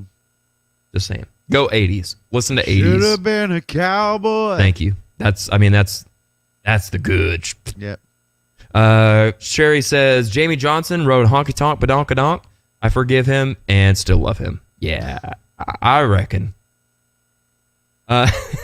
Jason says Dolly Parton does kick ass bluegrass version of Black Hole Sun that would knock your socks off. Well, I need to hear it. Put that on the 7. Yeah, we'll pretend it's got a. Oh crap! I already forgot which button to hit. I got a bad feeling about this. That's not the button. I want this one. There we go. Terry says Dolly could do Poison covers all day long. Anybody could. Robin says Trace Adkins sang Honky Tonk Badonkadonk. Oh, well, there you go. #7. Redneck by Blake Shelton. All right. Got that one. Julie says, no, it's the Mick Jones from The Clash. #punk. All right. There you go. Deborah says, Kicks? Maybe? I don't know. Oh, Kicks. Kicks. All right, sure. Julie says, game on. Chris Smith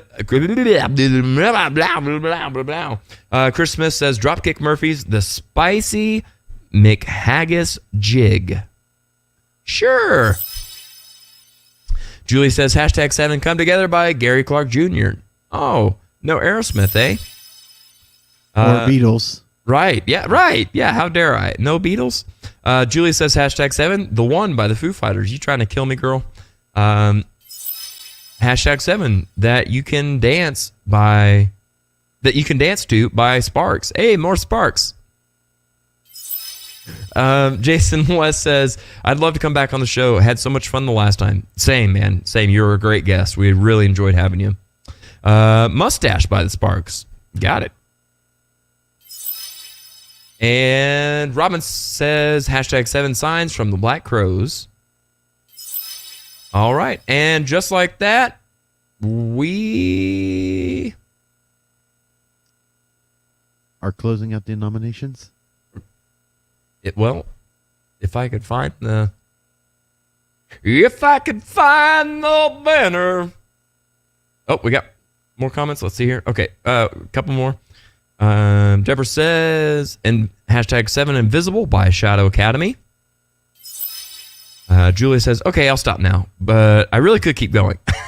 We know you can. Chris says, #7 Lil Sis Nora Thigh Massage. What? Thigh massage? What? Sure. Why not? All right, and stop it. Make it stop. There we go. All right, and just like that, we're closing it off. No more. Song is from Cameron. Oh boy, I'll never remember that. Okay, I'll save that too. Forgive me if I don't remember that and I accidentally say it's from you. We'll know that it's not. Okay, so I got to take that off and do that. There we go. Okay, we're good. All right. Okay. Sorry, I did it. Sorry. Too bad. Okay. I had a couple other things written down. We briefly touched on Coachella. I just right before I came to the studio today watched Shania Twain sing with Harry Styles, and they sang "Man, I Feel Like a Woman." It wasn't bad. It wasn't bad, but it was weird. She was amazing. They both looked amazing. Yeah. They both looked straight out of 1976 disco. Wow. But it was weird. But I get that's the whole Coachella shtick. Is it supposed to be weird? Right. And it's supposed to be fashion and all this stuff. I get it. It's just weird. It's hippie couture. Yeah, 100%. Yeah. That's a great way to put that. Hippie couture. Yep. Now, Harry Styles did a great live version of Sledgehammer. Yes, he did. That was amazing. It was really good. Yeah. And you and I have talked many times. Like, we're both big Genesis and Peter Gabriel fans and stuff. And yeah, he really did do it justice. He did a great job with it. the other thing I had written down was talking about when we thought bands should have called it quits. Is it that time for Bon Jovi? Have you heard some of the stuff? I got off the train when he was which one was that? It's My Life. Yeah. Which was like 2001, 2. Yeah. His voice to me back then That's was when terrible. he started making the vocal change of, it's almost like he's got something in his throat, yeah. Yeah. Yeah. Yeah, and anything I seen after that was like, I'm out. And to me, I don't know if anybody can understand what I mean when I say this, because I don't know how to say this any better, but it almost sounds, this will be our next hashtag. You ready? Mm-hmm. It almost sounds like he's singing in cursive, meaning there's no punctuations, there's no stop. It's like this big slur of words that are linked together. You know what I mean? Like there's no that are linked together. Yeah. It's this ain't a song for the broken hearted. Yeah. And I'm like, what is that? It's like singing in cursive where it's all connected. Yeah. It's weird. Singing in cursive. Yeah. Yeah. Everybody's voice ages. Absolutely. I don't expect Bon Jovi to sound like Bon Jovi from 86. And I'm fine with that. Yeah.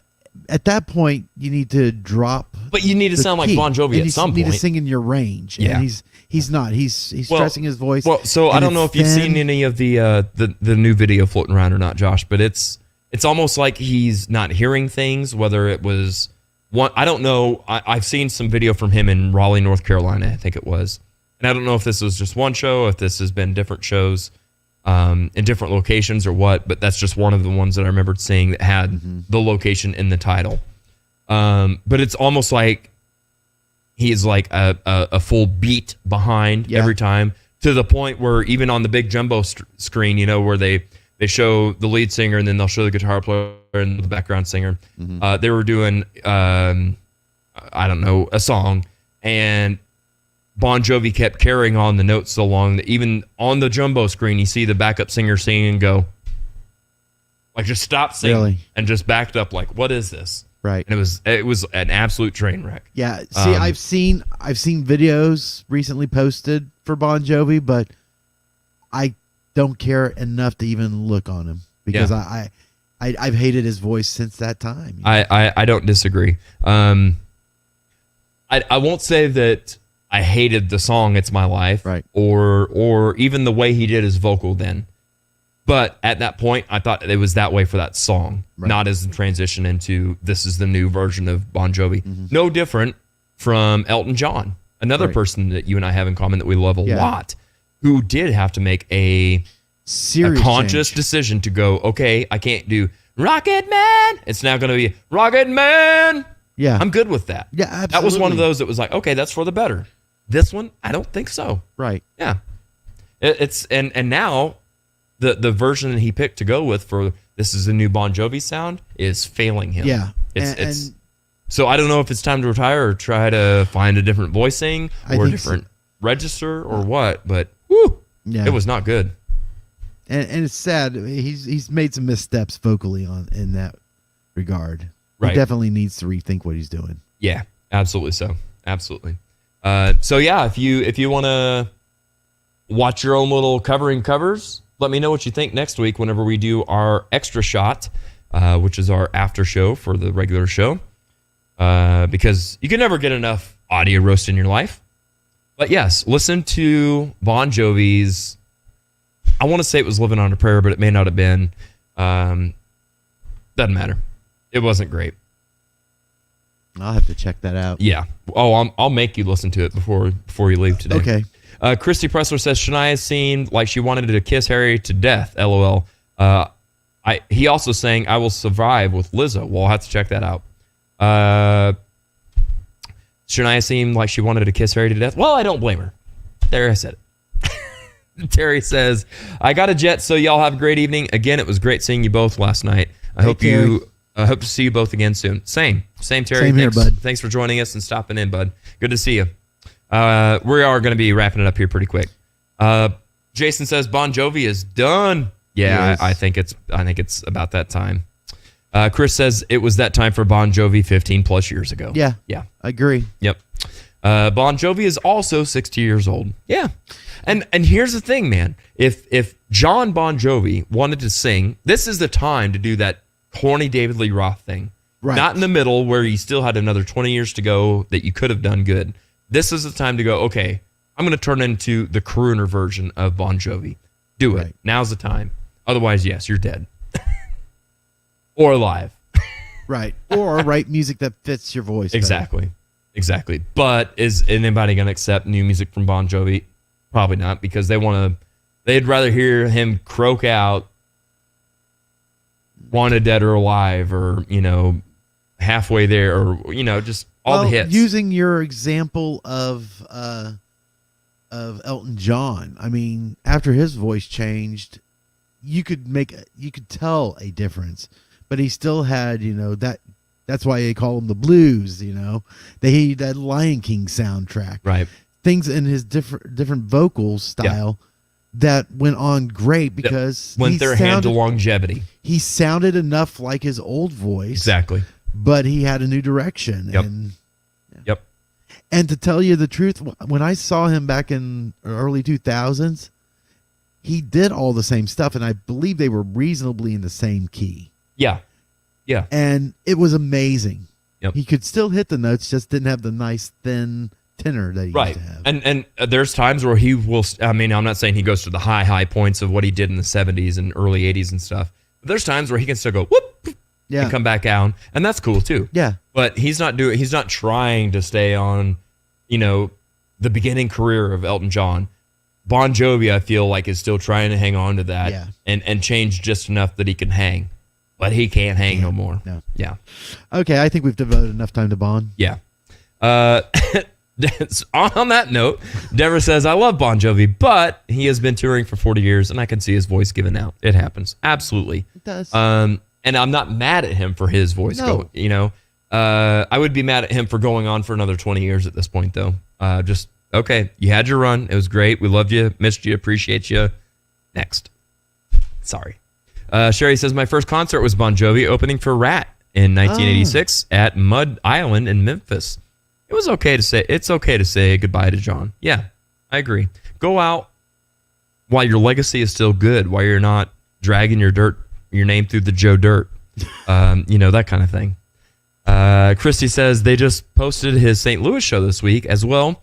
From a non-musician, Jovi seemed to have lost his timing. Yes. I wondered if he is having something neurological going on. I don't know. I didn't know if it was some kind of delay set in his in-ear monitors or something or what, but it was literally like he was on his own planet and didn't realize that he was off as bad as he was. It was really weird. Dead or Alive, it was so bad. Yeah. Rod Stewart did a jazz album that was absolutely badass. Yeah, I'm a huge Rod Stewart fan. I don't think that Josh is, but I love Rod Stewart. No, love Rod Stewart. Oh, do you? I was watching some videos of him today. Is it just that one song that you don't like? Which one? If you want my... Okay. Yeah, I don't care for that, but I I like love that song. Forever Young. I liked his early stuff. Young Turks, great song. Yeah. The Small Faces. Mhm. He was good in that. Yeah. Jason says also, so did Willie Nelson. Did an awesome jazz album. It can be done and should be if the will is there. If the will is there. Willie. Yeah, there you go. Love Rod Stewart. Big same. All right. Well, I don't know what we've got, Josh, but let's try it and see what's in the picture-in-picture. Oh, how did I know that we're all out of time? Oh, my goodness. It's been a minute since we've done one of these longer 2.5 hour kind of shindigs, but I enjoyed having spent the time with you guys. And again, to recap from the top of the show, thank you guys so much for being so supportive and for the kind words of encouragement. It was a hellish week, but next week will be better. So that being said, head on over to audioroast.com where you can find merch, playlists, sponsor links, YouTube links, audio episodes. Support us. You can find all kinds of fun stuff. Just go check it out. I probably ought to look at this one with lot larger. I'm trying to read it. Support us, or even better, episodes. you can go even further left and read the great big one. I've got 3 places where I could read this, 2 of which are like 3 times the size. He's going like this. And he's looking at this little thing. Yeah. So, yeah.